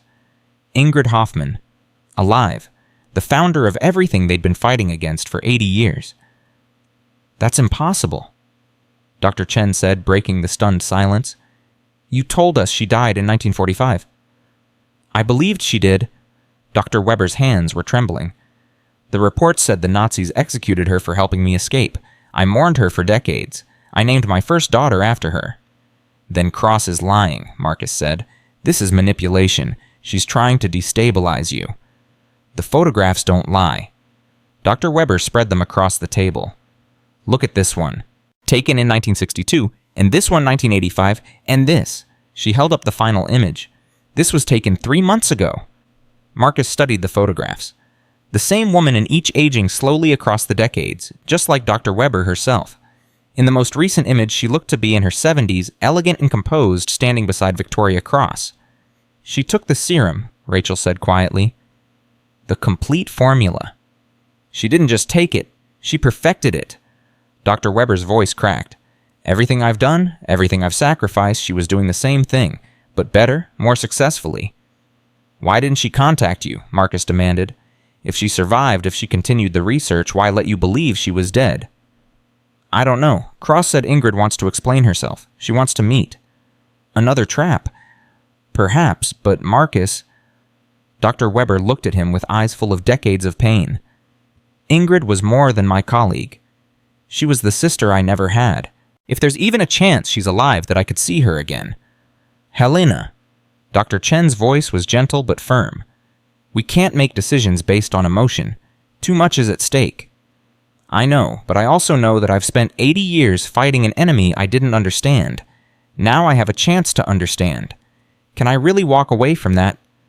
Marcus thought about his father, about the letter, the secrets, the decades of sacrifice, about Nguyen charging into gunfire so they could escape, about Morrison staying behind to collapse the tunnel.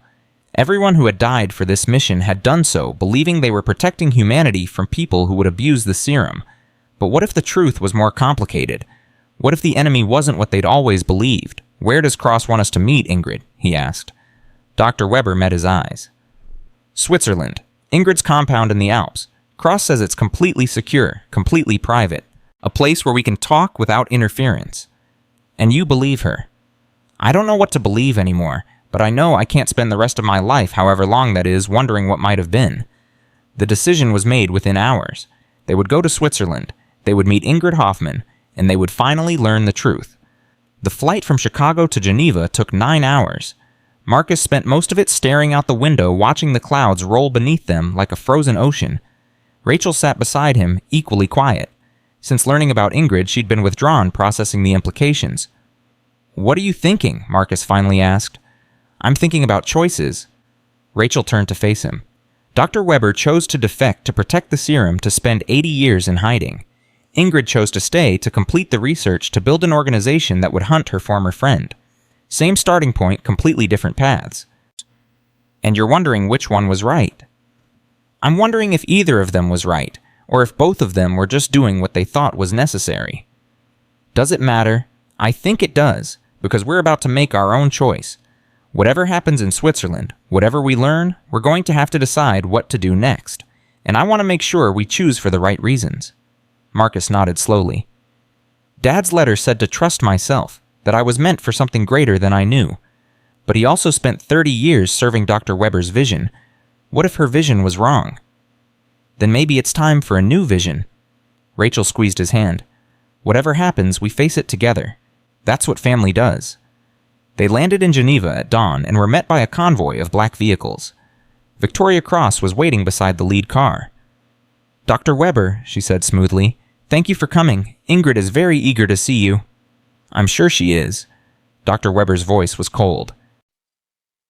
After 80 years of hunting me, she must be very eager indeed. I understand your anger, but I hope you'll give her a chance to explain. Things are not what they seem. They never are. The drive to the compound took 3 hours, winding through mountain passes and private roads until they reached a facility that looked more like a luxury resort than a secret base. Guards in civilian clothes patrolled the perimeter, but there were no visible weapons, no obvious fortifications. This doesn't feel like a prison, Rachel observed. It's not meant to, Cross replied. This is Ingrid's home. She believes in comfort, in beauty, in the finer things that extended life allows us to appreciate. She has interesting priorities for someone who's spent decades hunting people. Cross smiled slightly. You'll understand better once you've spoken with her. They were escorted to a large sitting room where tea and refreshments had been laid out. The atmosphere was civilized, almost pleasant. It felt wrong. Then a door opened and Ingrid Hoffman entered. She looked exactly like the photographs. A woman in her apparent 70s, elegant and composed, with sharp, intelligent eyes that immediately found Dr. Webber's face. Helena. Her voice was soft, accented, full of emotion. After all these years. Dr. Webber stood frozen, her face a battlefield of conflicting feelings. Ingrid, they told me you were dead. I know, I'm sorry. Ingrid moved closer, her steps careful, respectful. I wanted to contact you so many times, but I was afraid. Afraid of what? Afraid you would hate me for what I became, for what I built. Ingrid gestured around her. This, the foundation, everything you've been fighting against. I do hate it. I hate everything it represents. I know, and I understand. Ingrid sat down across from Dr. Webber, maintaining distance but seeking connection. But please let me explain. Let me tell you why I made the choices I made. Marcus watched the exchange with growing unease. Something about Ingrid's manner felt off. Too smooth, too prepared, like an actress delivering rehearsed lines. Tell me, Dr. Webber said, after you escaped, the Nazis came for me. You were right to believe they would kill me. They intended to. Ingrid's voice grew distant, remembering. But I had something they wanted. The research notes you couldn't take with you, the pieces of the formula you had to leave behind. You gave them the research. I gave them enough to make them believe I could complete what you had started, and in exchange they let me live. Ingrid met Dr. Webber's eyes. I made a deal with the devil Helena. I'm not proud of it, but I survived. And then? The war ended. The Nazis fell. But my captors, they weren't ideologues. They were scientists, opportunists. They saw the potential in what we had created. They took me with them when they fled to South America. Operation Paperclip, Dr. Chen said. The program that brought Nazi scientists to America. There was a parallel program that took others to Argentina. Yes, I spent 20 years in Buenos Aires continuing the research under new masters, and eventually I completed it. Ingrid's voice took on a note of pride. The full formula, Helena, everything we dreamed of when we were young. And you used it to build an empire. I used it to survive, to build something that could protect the research forever. Ingrid leaned forward. Don't you see, we're the same, you and I. We both recognize the danger of letting this technology fall into the wrong hands. We both dedicated our lives to controlling it. We're not the same. Dr. Webber's voice was ice. I hid. You hunted. I protected. You killed. Did I really? Ingrid shook her head. Helena, who do you think has been protecting you all these years? The question hung in the air. What are you talking about? The Foundation has known where you were for decades. We could have taken you any time we wanted, but I wouldn't allow it. I gave orders that you were to be watched, not captured. Studied, not harmed. That's a lie. Your people attacked our facilities. They killed my colleagues. Victor Ashcroft's people. Ingrid's expression darkened. Ashcroft was a mistake. I brought him into the Foundation because of his resources, but he was always too ambitious, too impatient. When he learned he was dying, he went rogue. He launched attacks I never authorized. Convenient. Blame the dead man. It's the truth. Cross can confirm it. Every attack on your facilities in the past 2 years was Ashcroft acting independently. Ingrid stood and moved to the window. I've spent 80 years trying to find a way to bring you back to me, Helena. To unite our work, to combine what we've both learned. Ashcroft almost destroyed that dream. Marcus had heard enough.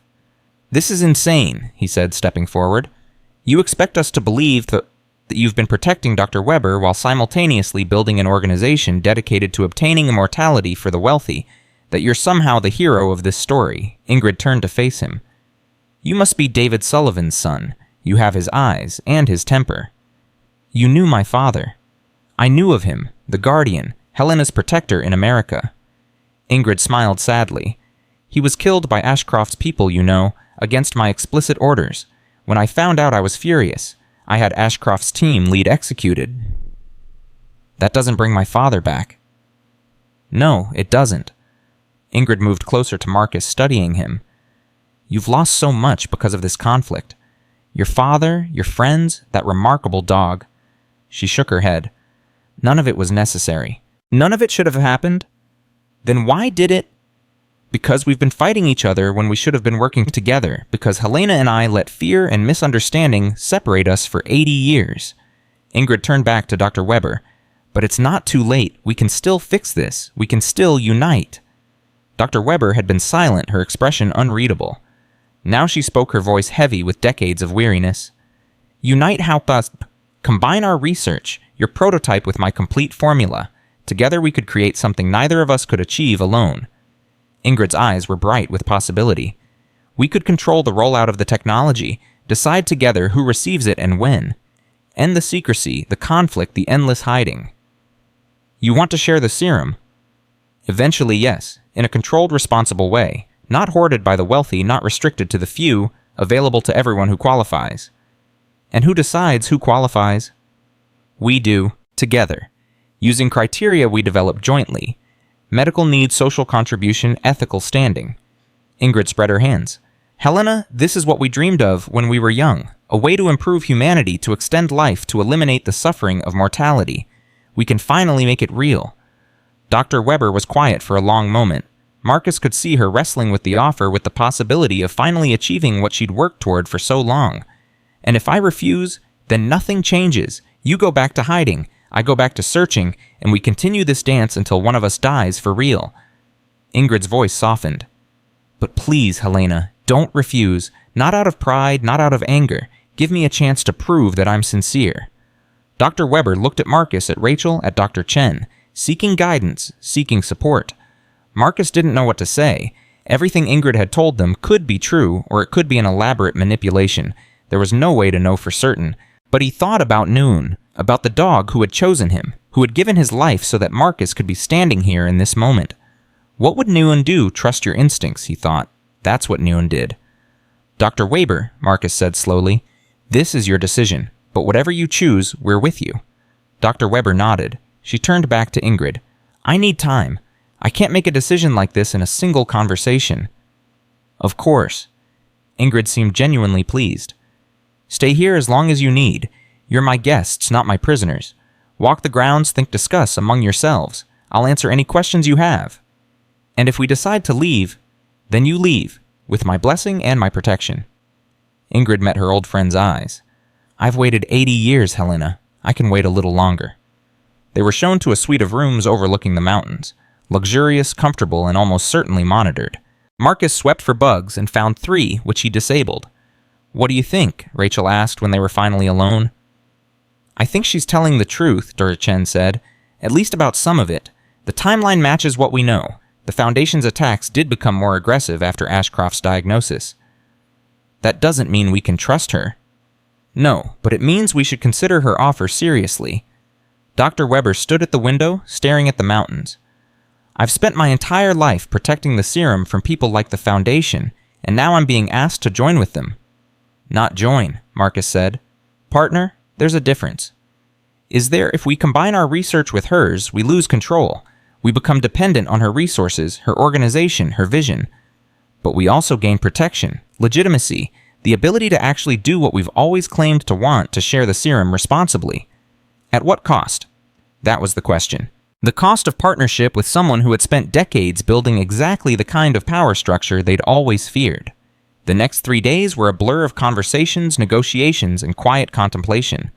Ingrid was patient, accommodating, seemingly genuine in her desire for reconciliation. She showed them her research, her facilities, the extensive work she'd done over the decades.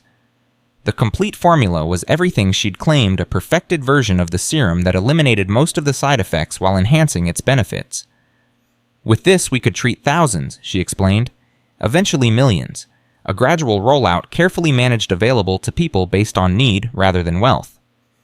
And what happens to the Foundation? Marcus asked. The organization Ashcroft used to hunt us. Reformed, restructured, redirected toward legitimate research and ethical distribution. Ingrid looked at him directly.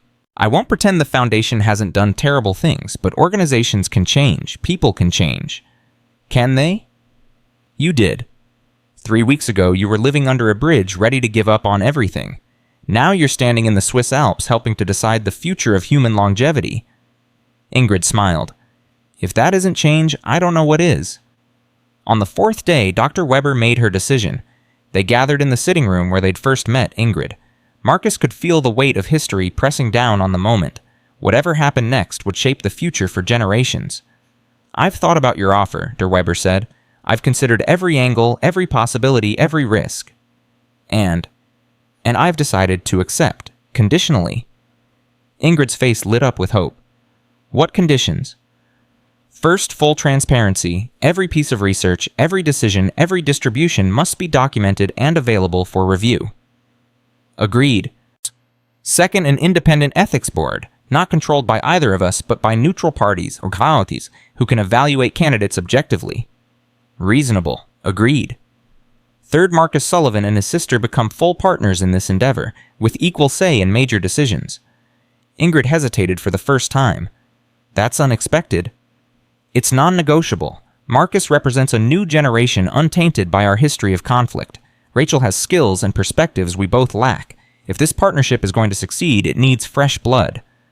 Marcus felt the weight of the moment settling on his shoulders. Dr. Webber, I'm not sure I'm qualified. You're more qualified than you know. Your father prepared you for this.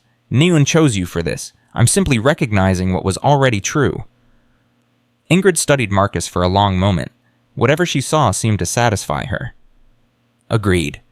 Marcus and Rachel Sullivan will be full partners. Then we have an accord. Dr. Webber extended her hand. Ingrid took it. For the first time in 80 years, the two women who had started this journey together stood united again. The next 6 months transformed everything.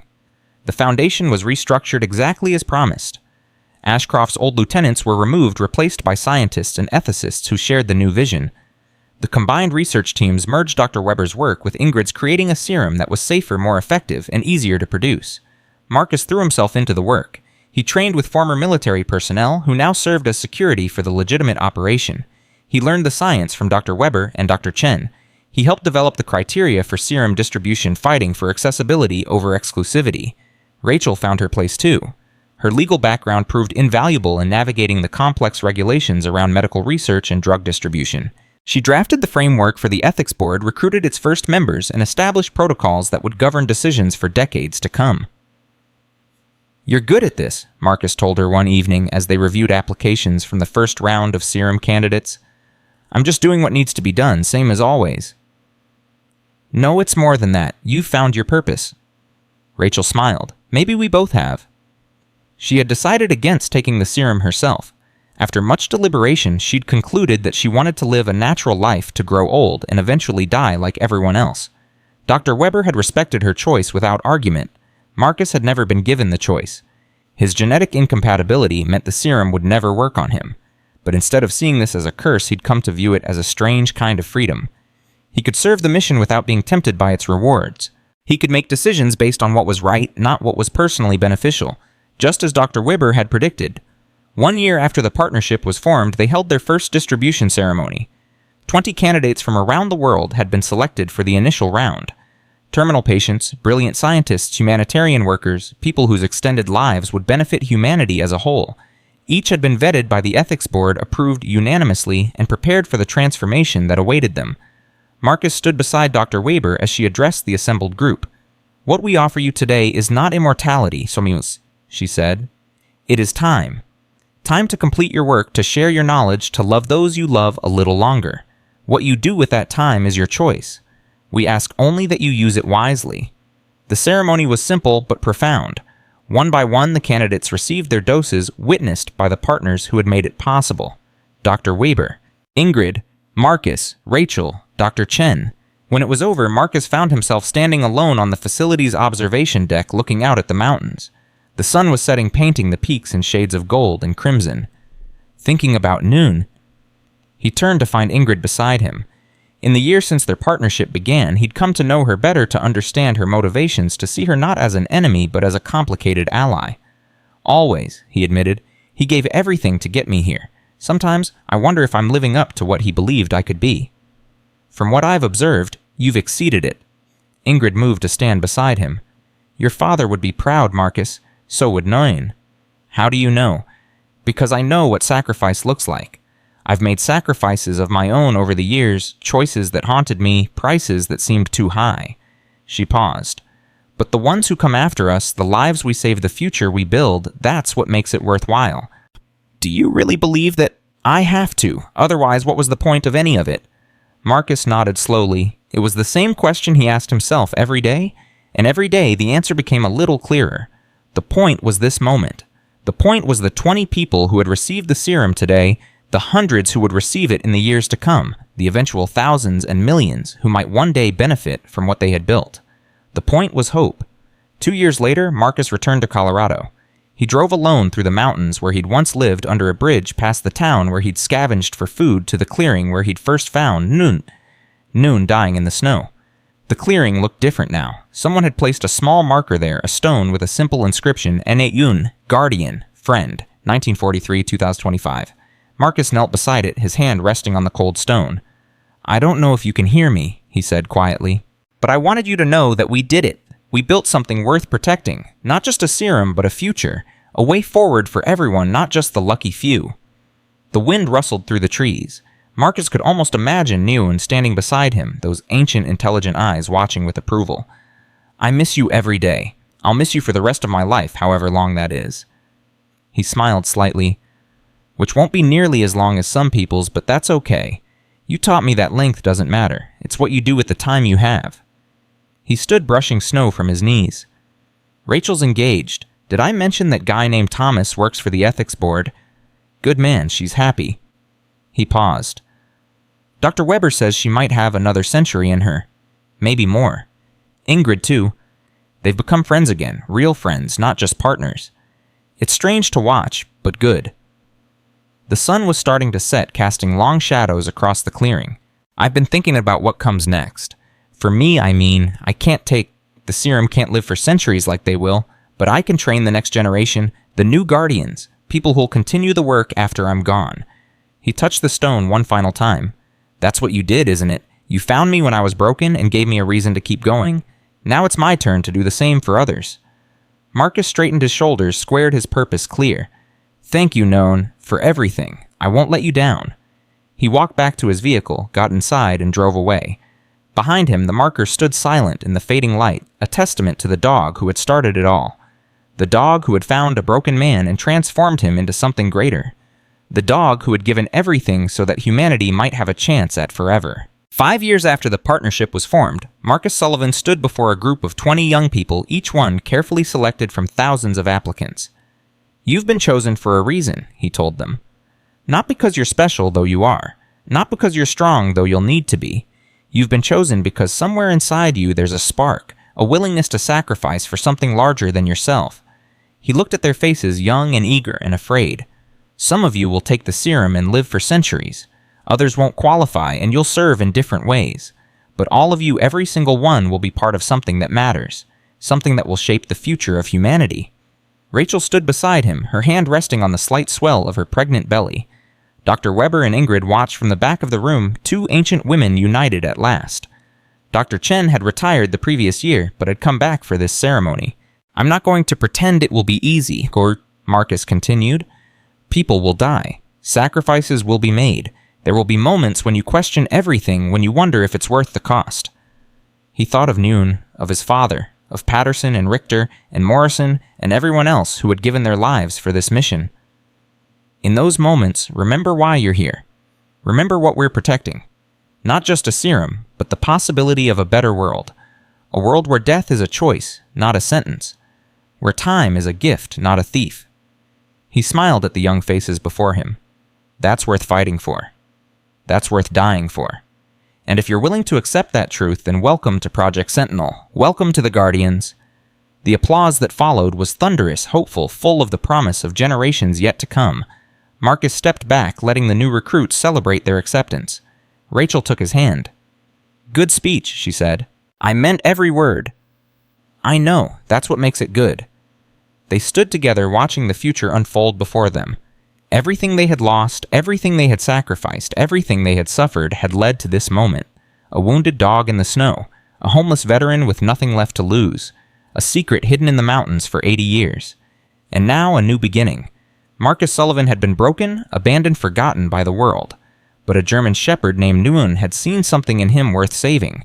And in saving Marcus, Nguyen had set in motion a chain of events that would change humanity forever. The mission continued. The Guardians endured.